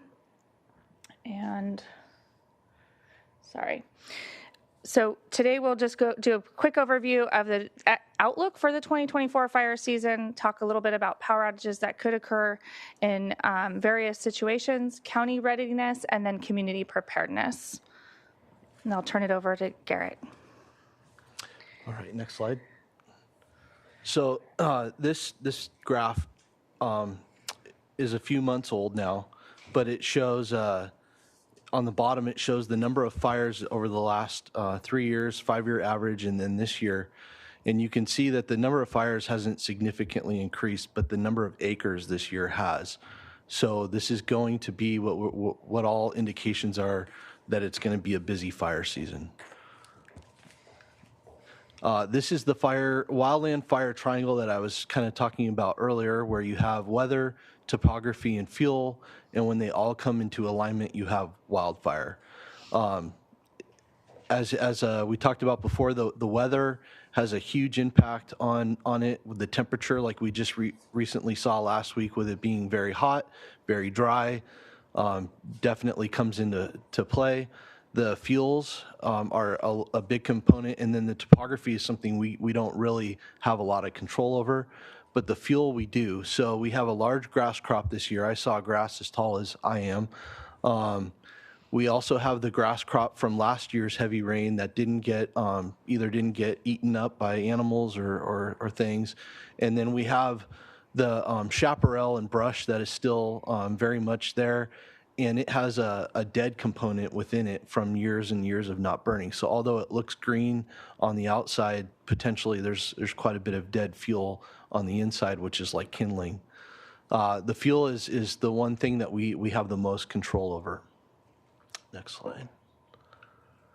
This is a graph of, you can see that in drought years, we have a lot of fires, and then when we have rain, a lot of fires. And so everybody always says it's going to be the worst fire season ever.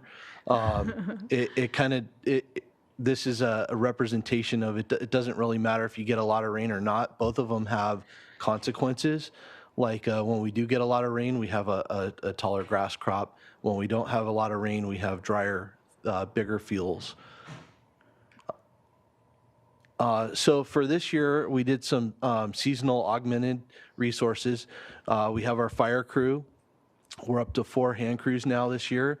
We also we upstaff our Blackhawk, our Firehawk, with 2 paramedics during the fire season.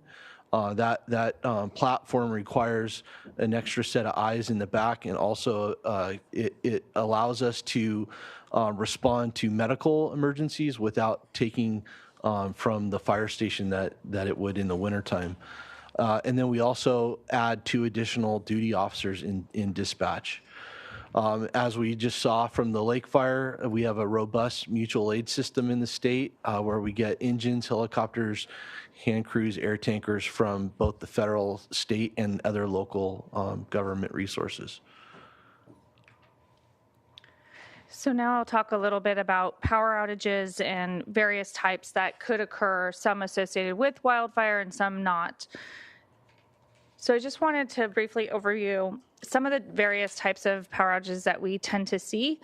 There's the day-to-day, the wind, accidents, human error, equipment failure, kind of secondary emergency impacts. For instance, on the lake fire, there's an area that PG&E purposely, at the request of the fire command, turned off to help support and make sure that there wouldn't be live wires in an area that had an active fire. But additionally, when we talk about fire season, we tend to talk about, and the heat, we tend to talk about other types of power outages, such as public safety power shutoff, PSPS. The new acronym up there, EPSS, Enhanced Power Line Safety Settings.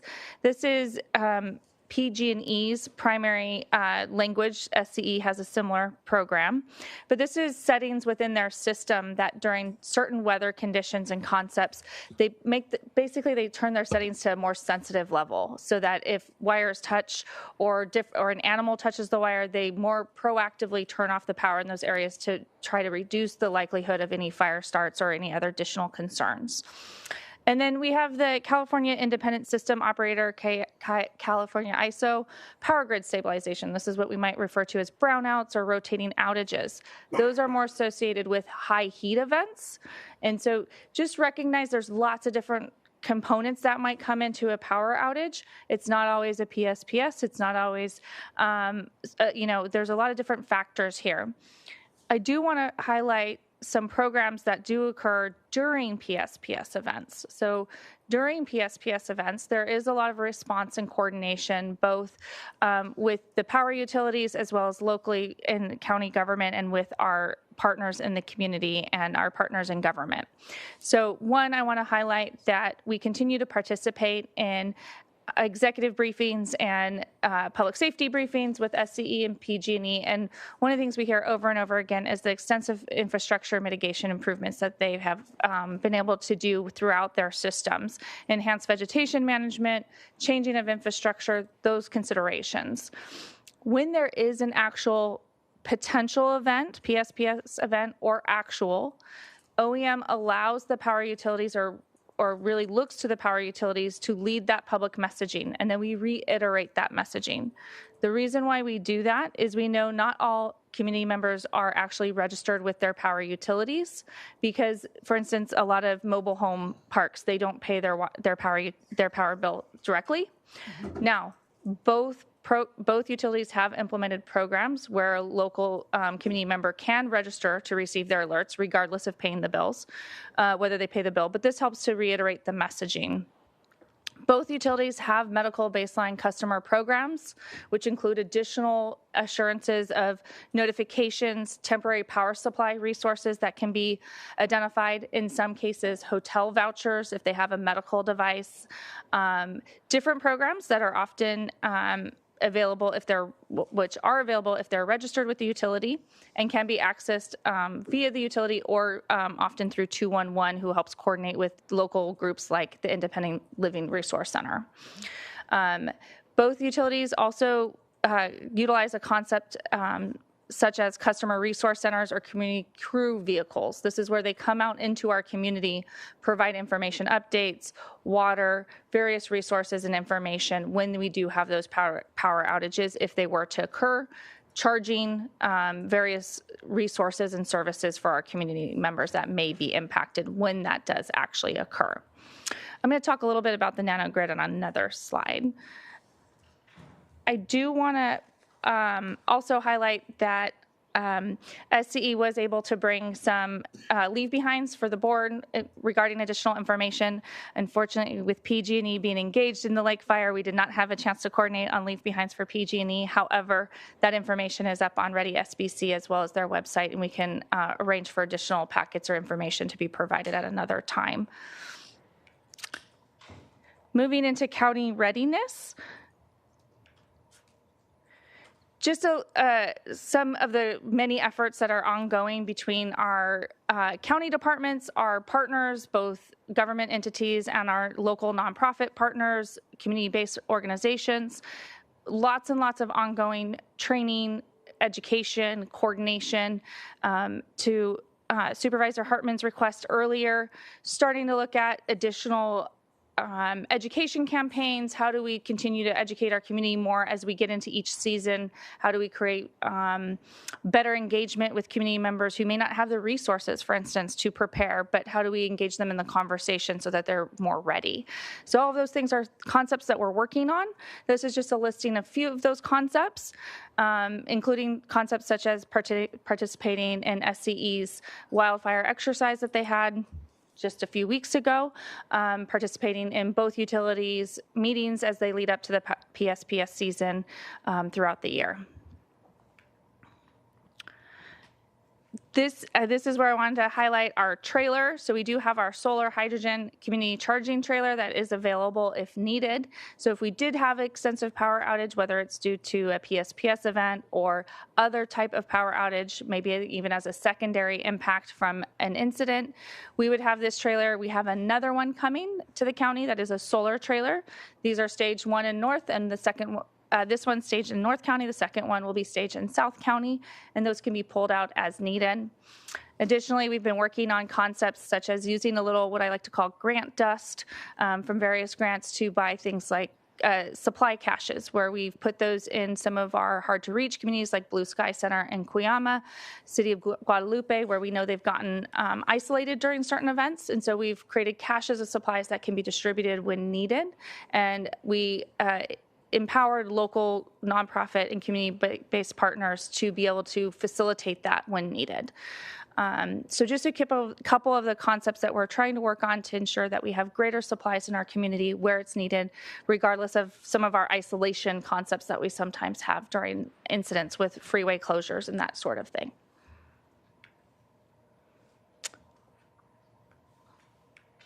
And now we'll talk a little bit about community preparedness. I'll turn it over to Garrett. So defensible space is years in the making.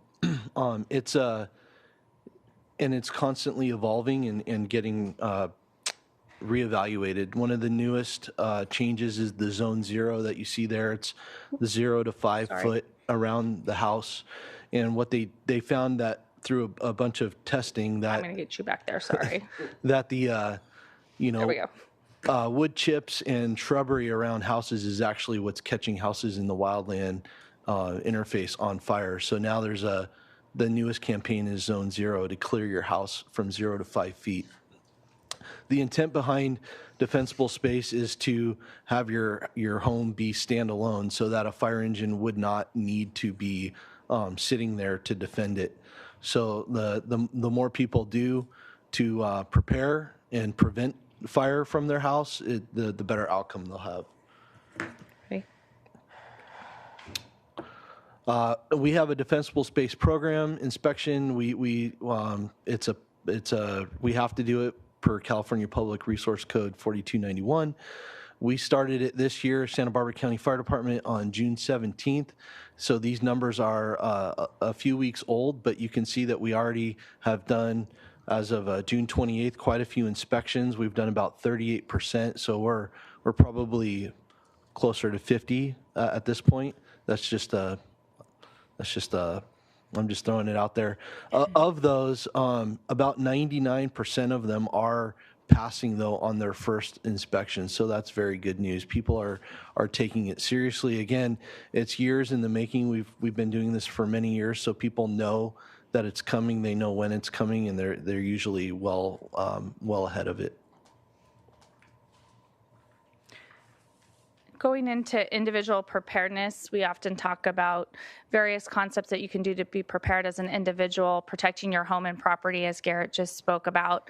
Also having an emergency plan. That includes knowing what your evacuation routes would be, especially if you're in some of these isolated communities or communities that have singular roads. Really understanding what that means for your own preparedness, how you might evacuate, what that means for your supplies. Having an emergency kit. This can be hard for some of our community members. So if it means just keeping that extra case of water that's rotated during soccer matches and making sure you're refilling, replacing that on a regular basis, knowing what you're going to grab from your house. If you were to need to evacuate, those kinds of concepts doesn't necessarily require a lot of money, just maybe making sure that awareness and consideration as you continue to move through various concepts that you might keep at home. Maybe you have that box of granola bars that is always around for your kids, right? Making sure it's replaced and not empty. And that those can be extra resources in those emergencies that you might not think about as your regular emergency kit. The one I really like to emphasize more and more is know your neighbors. Know who your neighbors are. Are they going to need more assistance? Do you have, like my daughter when she was a kid, she was a latchkey kid. She was at home by herself after school, and I had neighbors who were aware of that so that if there was an incident or emergency, they knew to go look for my daughter and help her get out of the community if needed. So those are the kinds of concepts, knowing if you have seniors or individuals with disabilities that might need additional assistance. Maybe a neighbor who's hard of hearing or hearing impaired that might not hear the emergency alerts or the sirens. Those types of concepts are really, we're learning more and more how important that is and how key that is to our community's safety when incidents do occur. I want to spend just a moment talking about the emergency protective actions. These are statewide agreed upon terms that all communities use in emergencies.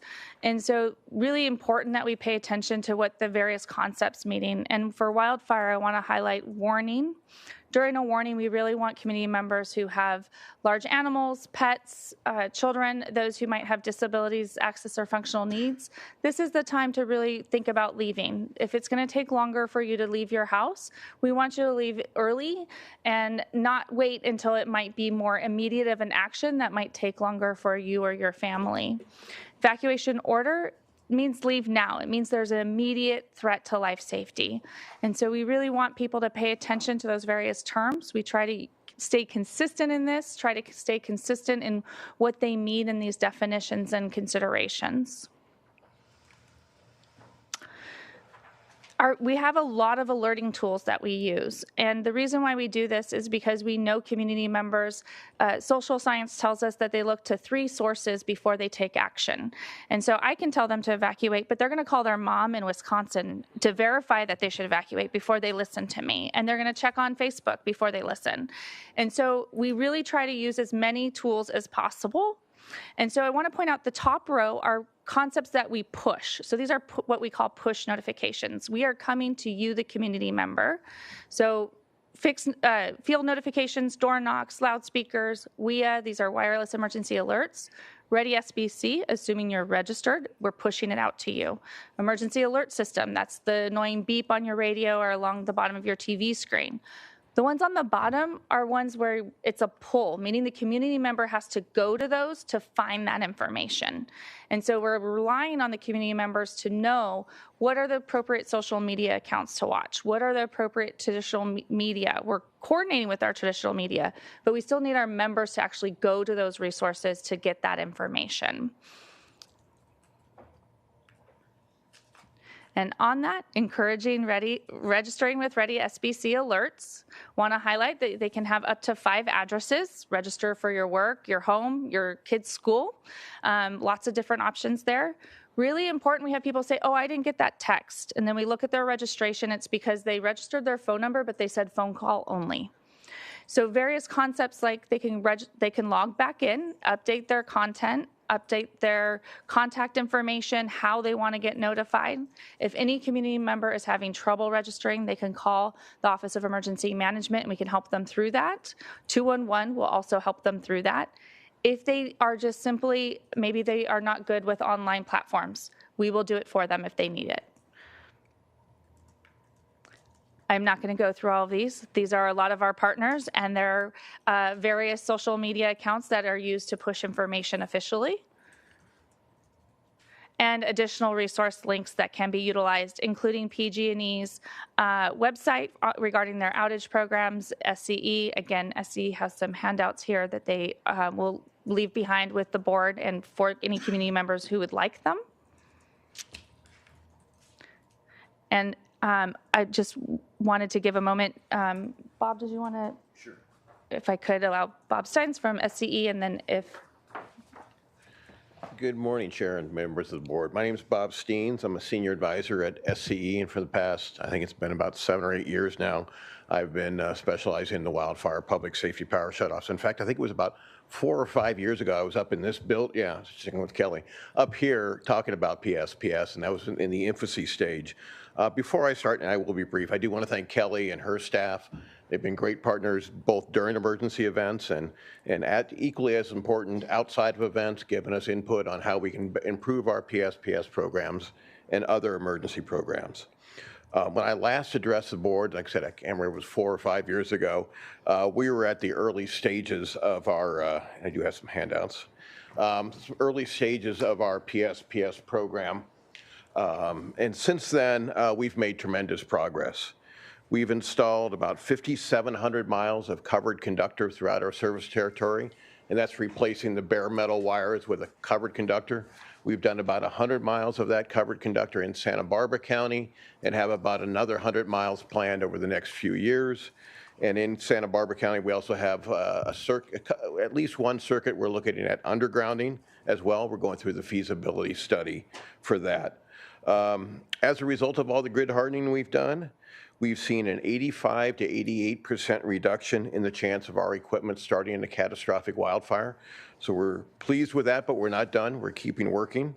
And the grid hardening work has also helped contribute to, we've seen a 92% reduction in PSPS, the amount of time customers are out. That's partially due to weather, but it's also due to our grid hardening. And it's been several years since we've had a PSPS event here in Santa Barbara County. I think last year we had 1 or 2 circuits that were on the list for potential, but we did not have to de-energize. And last thing I wanted to comment on is we have several programs available for our customers, rebate programs. You have information on some of those. I'll leave some more information with Kelly. But also for us, SCE.com Wildfire is our key website where customers can go to find information about PSPS, about programs, and we also have a very extensive program for our customers, the access and functional needs customers who need that extra help during a PSPS event. Thank you, and I'm going to let Eric step up to see if he'd like to make a few quick comments, and then we can take questions. Eric Daniels with PG&E. Thank you for having me. I don't have much more to add. We've also been very engaged since 2018 when we started these protocols in our toolkit to be defensive. We've had a very close relationship with the county OEM. And my colleague who interfaces with them is today out at the Lake Fire Incident Command and working with the team very closely there with CAL FIRE in the county. We've also been very involved with the vegetation management and with system hardening. And we can also report that we've had very minimum PSPS activities in the county, very small activity in the Tepiscay along the county line. I think earlier this year, late last year. But we continue to monitor and continue to work closely. The hardening has been very successful at helping us hone in and reduce the potential for PSPSs. But the EPSS, the Enhanced Power Line Safety Setting, is always going to be in the fire threat area a mechanism we use to help be defensive. While it can cause power outages to be maybe more frequent, they are providing safety to the public by ensuring that we're not creating any sparks that can fall onto dry grasses in those fire threat areas. Then we will send crews out to do an inspection and investigation to ensure that that line is safe before we will re-energize it. And that takes time, but that is a safety protocol that is for the public safety. So with that, I'm happy to answer any questions, and you know how to contact me. Thank you. Thank you. We're available for any questions. Thank you so much. Before we go to questions, comments from the board, are there any public comment? Vice Chair Capps and members of the board, we do have one request to speak from the public on this item, and we are going to Santa Barbara with Karen Howenstein. Karen?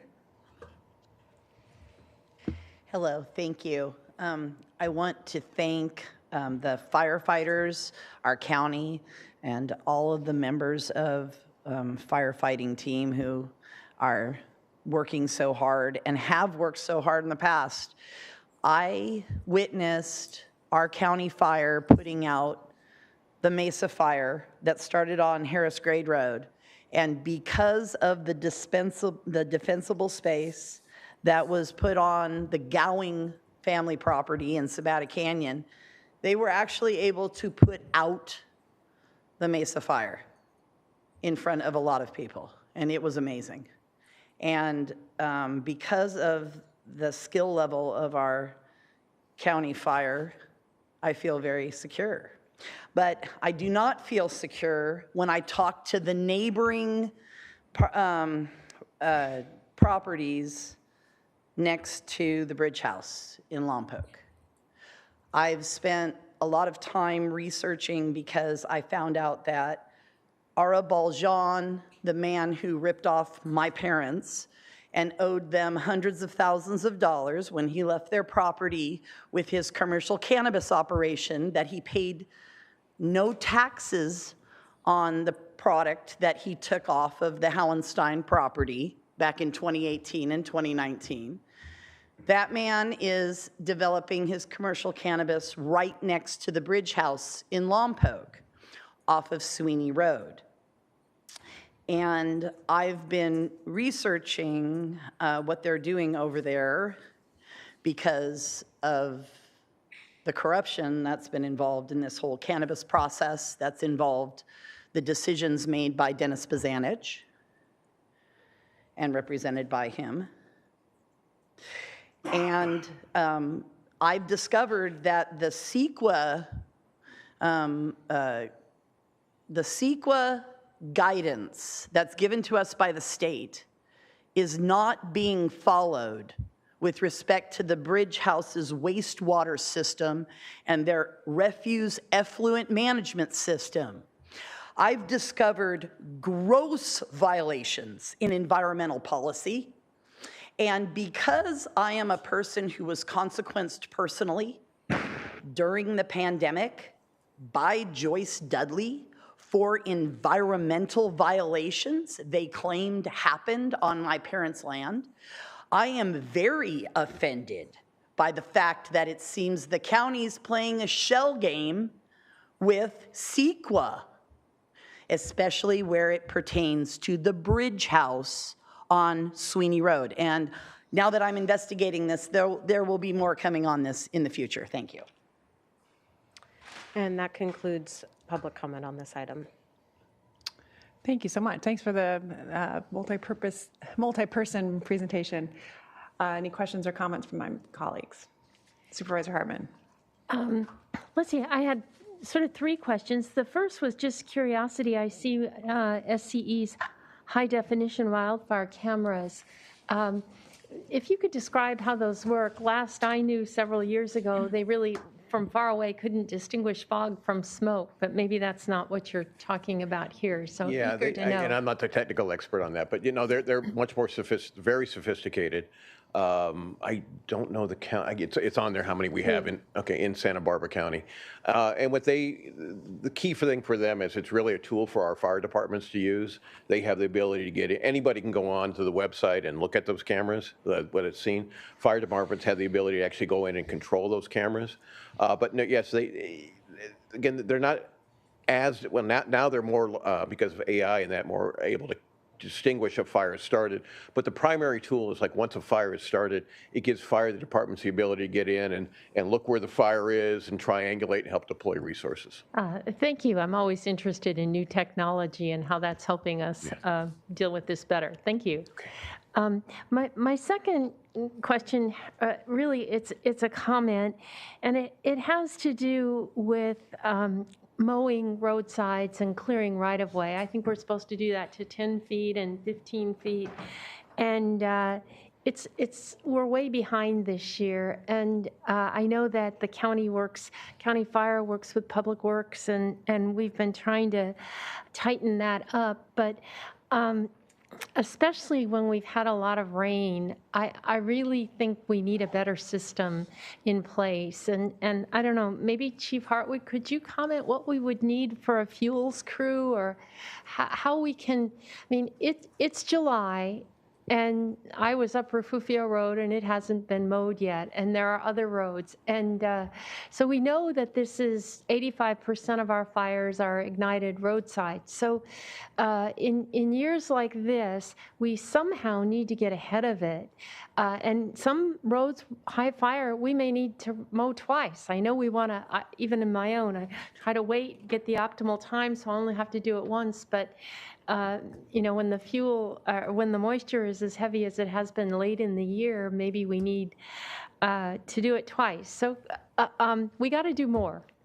And just wanted to add, and I do have a constituent who's really worried not just about the mowing, but about the trimming of the trees, because for evacuation, as you're trying to get resources in and people are trying to get out, if all we have is a narrow road, we really need to preserve that right of way and make sure that it's cleared. So I think, again, this is a public works and a fire issue. And what we've done to date works, but we're in a different era, and I think we need to do more. Yes, if I could, Supervisor Hartman, through the chair,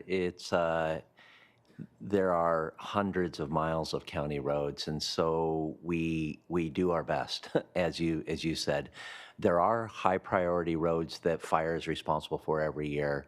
And then there are higher priority that we then pass on to Public Works. And so I can tell you that the relationship, I just spoke with the fire marshal this morning, and he headed back out to the Lake Fire, Fred Tan, who has already worked a lot with Public Works and Director Snedden and his team to identify roads and take action on really those that are brought to our attention. And because there's so many roads to get to, usually, like you said, one time a pass is usually good enough. This year, I know in my neighborhood, we're already on the second pass. And so we've doubled the work, essentially, of Public Works and fire without a doubling of the resources. So I do think as we go into next budget year, and maybe future budget years, we look at allocating resources that would plan for 2 or 3 passes specifically. And then you had mentioned fuels crew. We were skeptical on the value and the benefit of those fuels crews, especially as they interacted with our fire suppression crews. But they've proven to be very valuable. And in fact, it really is the fuels crew that have done the primary work, or the bulk of the work, on both the Burton Mesa projects and now the Tepesquet project. I think we could, and you and I have talked before, we could probably put 10 fuels crews to work all year round in this county. There's so much fuel to be reduced responsibly. And so, I know it's more of a comment that you made. I agree. And I think we need to do more to address this, but I do think it's just a reallocation of resources.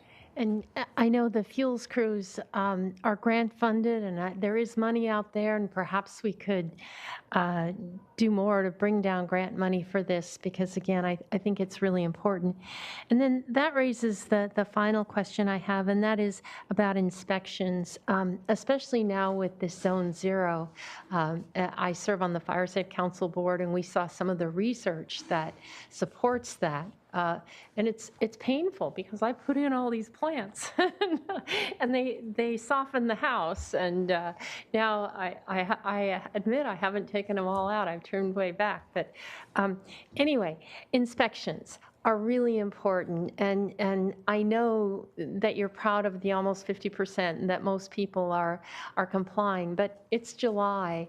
And so I wonder if the way we're doing it is the best way. I mean, I know that it's May 1 that they start in my neighborhood, but you know, maybe we have to start earlier, especially on this Zone 1, when we don't have so many to do them and do wildfire at the same time, just we don't have the resources, so we have to spread it out. So again, I really think to have fire do it, people pay attention. So I think just hiring a contractor or a fire safe counselor or something wouldn't have the same gravitas. But I wonder if the timing, if there's some better way, because again, 50% in July in this kind of a fire season with this new requirement of Zone Zero, I don't think that's good enough. Yes, if I could just reply to that, Supervisor Hartman, through the chair. The industry is recognizing our shortcomings, I think, on this. And I say, when I say the industry, Marin County has a unique approach. They have a fuels reduction assessment district now, and it's run by the fire department, and it's an opt-in by cities and fire districts throughout the county. And most opt in. It's a way to fund some of these efforts that you're talking about. Grants are a portion of them, and we relied on those for the fuels crew. But I think when you start investing to that extent, multiple fuels crews, and you know that they're only funded through grants, and then you're just crossing your fingers to get grants. The state, even with the state budget issues this year, they've still allocated quite a bit of money towards fuels reduction. But I do think we probably need to look more broadly at other options to fund. And then I love the idea today that was discussed about maybe coming up with a motto, maybe rethinking our fuels reduction strategy so that it's not so rote and sterile.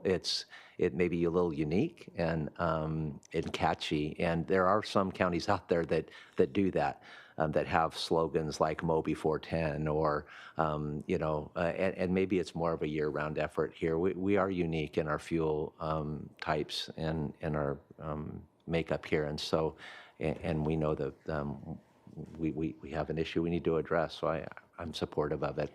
Yeah, that's a really, I'd heard about the Marin Assessment District, but I hadn't really put it together with my concerns, and maybe that's something we need to look at and consider here, because what my great fear is that we're going to get a big fire and there'll be fires all over the state, and we won't get the kind of resources that we got for the lake fire. And I mean, I saw scores of trucks going south on the 101 today, and Ms. Hubbard told me that that's been every day. I mean, it just really drives home the number of resources, but we're not always going to have that. And so I think we need to get ahead of this and do everything we can to reduce the risk. All right, well, maybe a fuels reduction assessment district is one strategy to consider. So I hope to maybe give direction to come back with more about that. Thank you. Thank you. Supervisor Williams. And I like the idea of a assessment district approach. I think there are areas in the first district that would be willing to do that and willing to support that. And going back to your point in the earlier item, a lot of this is also public understanding. I think if the public really understood that the vast majority of fires came from internal combustion engines pulled off on the side of the road, which your mapping that you put out just 2 weeks ago or something like that showed, is really mind blowing, because I think people forget that any gasoline, internal combustion engine has a spark underneath it, and then in certain conditions that in many conditions that won't create problems, but in the conditions that we face for 50%, sometimes a lot more than 50% of the year, it can be devastating. So I think we need to both try the approach of benefit assessment district and individual responsibility. On the PSPS front, I am interested in using this as an opportunity to increase the resilience of the community. I won't say that PSPS is very popular. It's not, but I try to let people know that, outages due to repair or even outages during the PSPS is a opportunity for the for the IOUs to improve the infrastructure, right? As you've shown here, I want to give you some more urgency on that, at least on the local share. I think there are obviously some areas that are even more prone to fires than we are, but we're pretty far up there, and hope, and if it's, and I think you can report that I regularly meet with SE reps. I would like to do that more often, a couple times with PG&E before I'm out, to try to help further those efforts. But one of the things I think that we're not taking advantage of, either on the county side or your side, is integrating this with the battery programs that are out there, right? And I don't just mean for critical care backup batteries, but state and all of our electricity providers have battery programs for all households. And the first thing that occurs to everybody during PSPS season is, should I get a backup power, right? And unfortunately, if everybody gets a bunch of diesel generators, we'll all be living in terrible air and increased fire risk from other vectors, right? And so I just want to let folks know that, now Central Coast Community Energy, our energy provider for most of the county, is offering a battery program for household batteries that should, when paired up with the federal incentives and the state programs, take care of about 50 to 60% of the cost of a battery. A battery array typically costs about $13,000 for a non-income qualified person, and for an income qualified person, about 90% of the cost, maybe 100%. And that means the payback period for the non-income qualified folks is about 7 to 10 years, depending on electricity usage, unless you already have solar, in which case the payback period will probably be more like a year. It's kind of like a no-brainer for a lot of people to do, and obviously would do a lot to increase our resilience as a county. So maybe we should put those resources on our resources page. Use that as an entree point. I know your supply folks want more batteries, and you as the PR folks are some of the few people that can bring together different elements of an organization. And so I'd love to team up with you to try to get more batteries out there. Supervisor Williams, through the chair, I just want to highlight on Ready SBC, we do have a readiness page associated with power outages. Currently, we have links to both utilities who have rebate programs for small battery concepts like a Yeti Gold Zero kind of concept that can power your laptops and phones and devices. We can connect with CE3CE.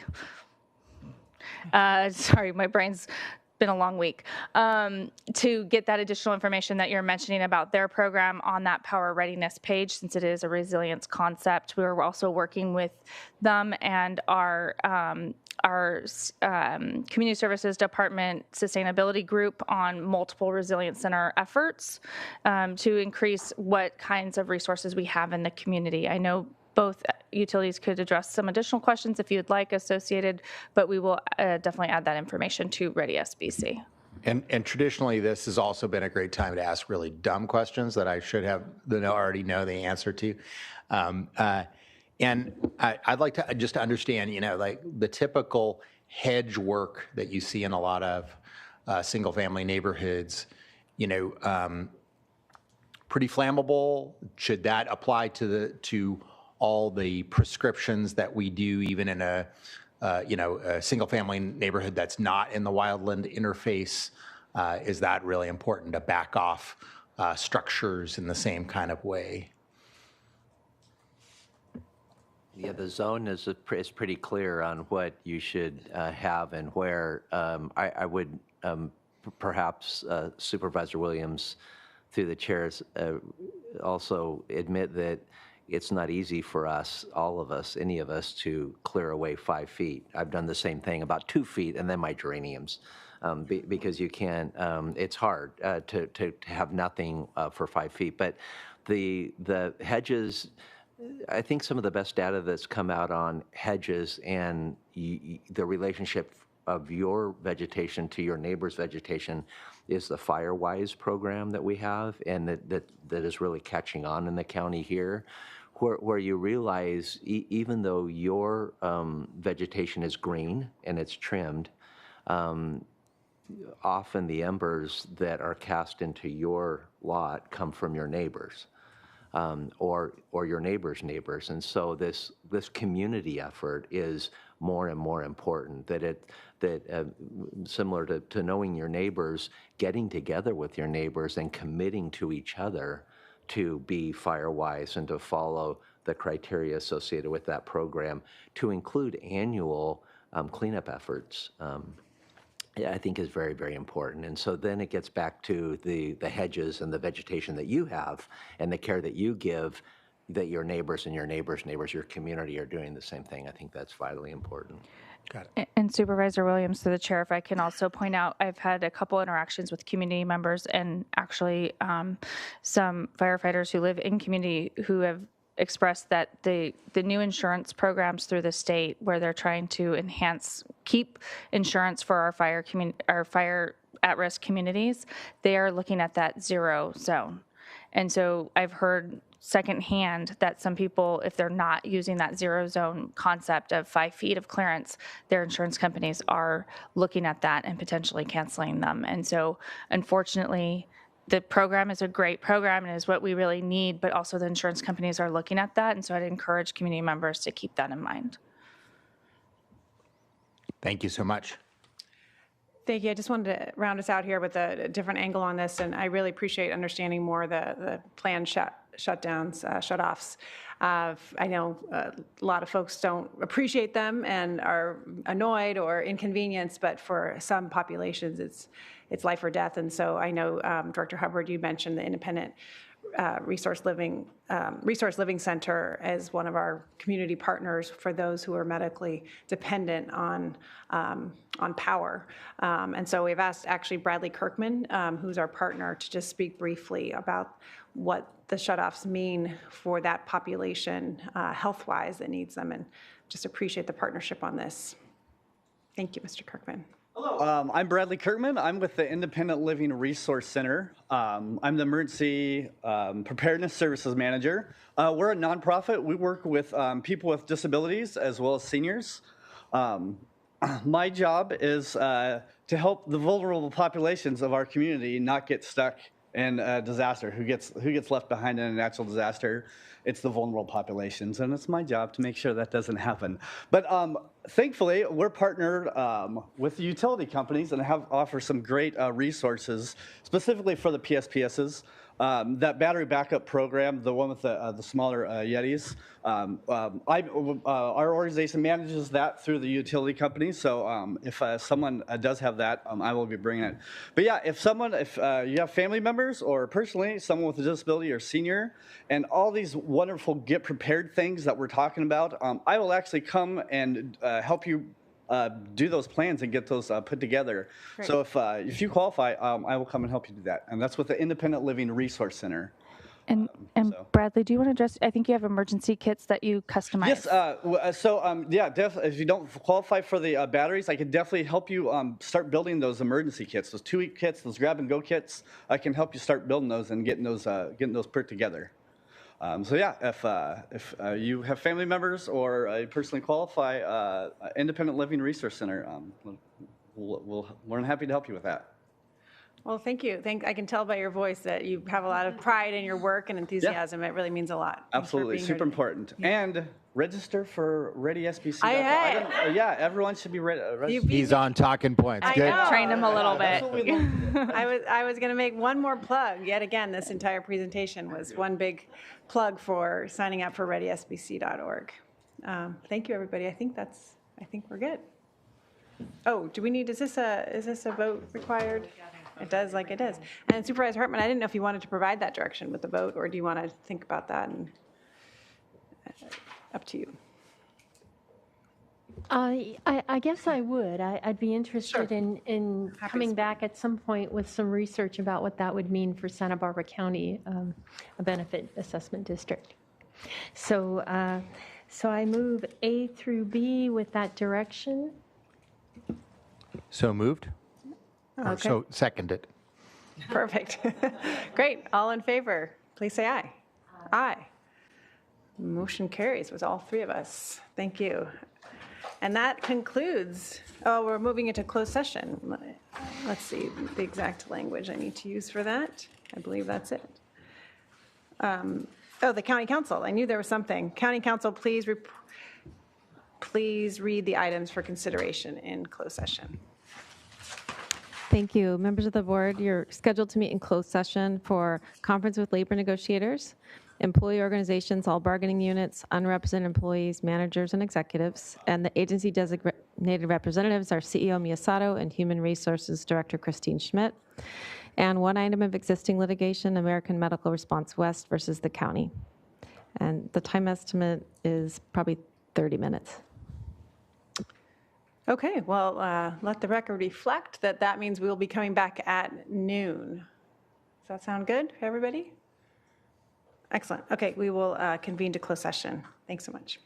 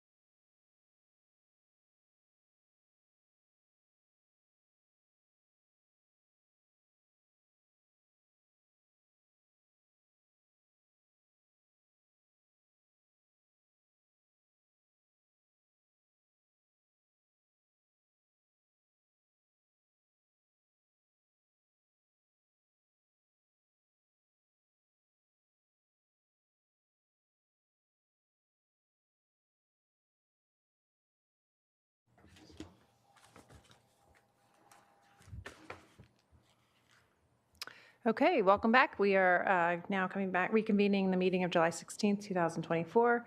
Will County Council please report out from closed session? Thank you, Vice Chair, members of the board. The board met in closed session on 2 items: conference with labor negotiators for all employee organizations, and existing litigation, American Medical Response West versus the county, and the board took no reportable action. Thank you. And Madam Clerk. And I'll just address also, Supervisor Lavanino is appearing remotely. He is using the just cause exception under the Brown Act because he is traveling while on business for the county. He is fulfilling the requirement by participating via video and audio. And we do need to disclose that he is accompanied by, we're supposed to announce whether there's any individuals of 18 years or older are present where he's located. And his wife is present at his location. So I have to say the relationship of the person too. So.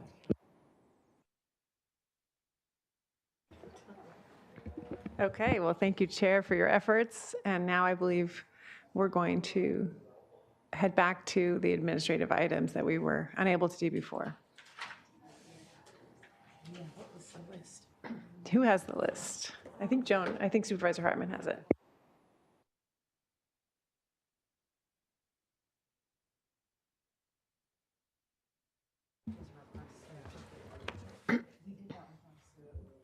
Madam Chair? Madam Clerk, I can barely hear. I don't know if there's a way. I have my phone all the way up, but I'm not sure if there's a way to get the microphone a little bit louder, but I can barely hear. Oh, that's just the room. We will speak up. And Mr. Chair, that's because everyone's whispering right now. Yeah. Madam Chair, we didn't, we continued A4, A11, A12, A19, and A25 because they request 4 votes. So I would move that we approve those today. Thank you so much. Second. Thank you. We'll need a roll call vote on all of them or each of them, Madam Clerk. Chair, Vice Chair Capps and members of the board, I just wanted to clarify that was administrative items number 4, 11, 12, 19, and 25. And we just need 1 motion, 1 second, and 1 roll call vote on that. Excellent. So we already have a motion. We already have a second. Chair, before you do that, I'm trying to find the requirement quickly, but I believe you're supposed to vote to accept Supervisor Lavanino's request to participate from his current location. So we do that first, and we're supposed to do that before you take an action, then we can take the action on the items. Okay. So I move to accept Steve Lavanino's participation in the meeting. Yes, we worked very hard to get him here. I second. Okay, all those in favor? Could we do this roll call? Or does he? Okay, so then we can just, all those in favor, please say aye. Aye. Aye. Motion carries. Okay, now we can take the motion on the table for the administrative items. A motion by Supervisor Hartman, a second by Supervisor Williams, and this requires a 1 roll call vote for all 4 items, I believe. Is it 4? 5. Vice Chair Capps and members of the board, that is 5 items. So for Chair Lavanino, who's joining us remotely, we are approving administrative item number 4, 11, 12, 19, and 25. And we will now have a roll call vote. Supervisor Hartman? Aye. Supervisor Williams? Aye. Vice Chair Capps? Aye. And Chair Lavanino? Aye. Motion passes. We did it. Okay, with that, I will adjourn the meeting until August 20th. Oh, special meeting, or in case a special meeting arises, we will keep everyone posted. Thank you.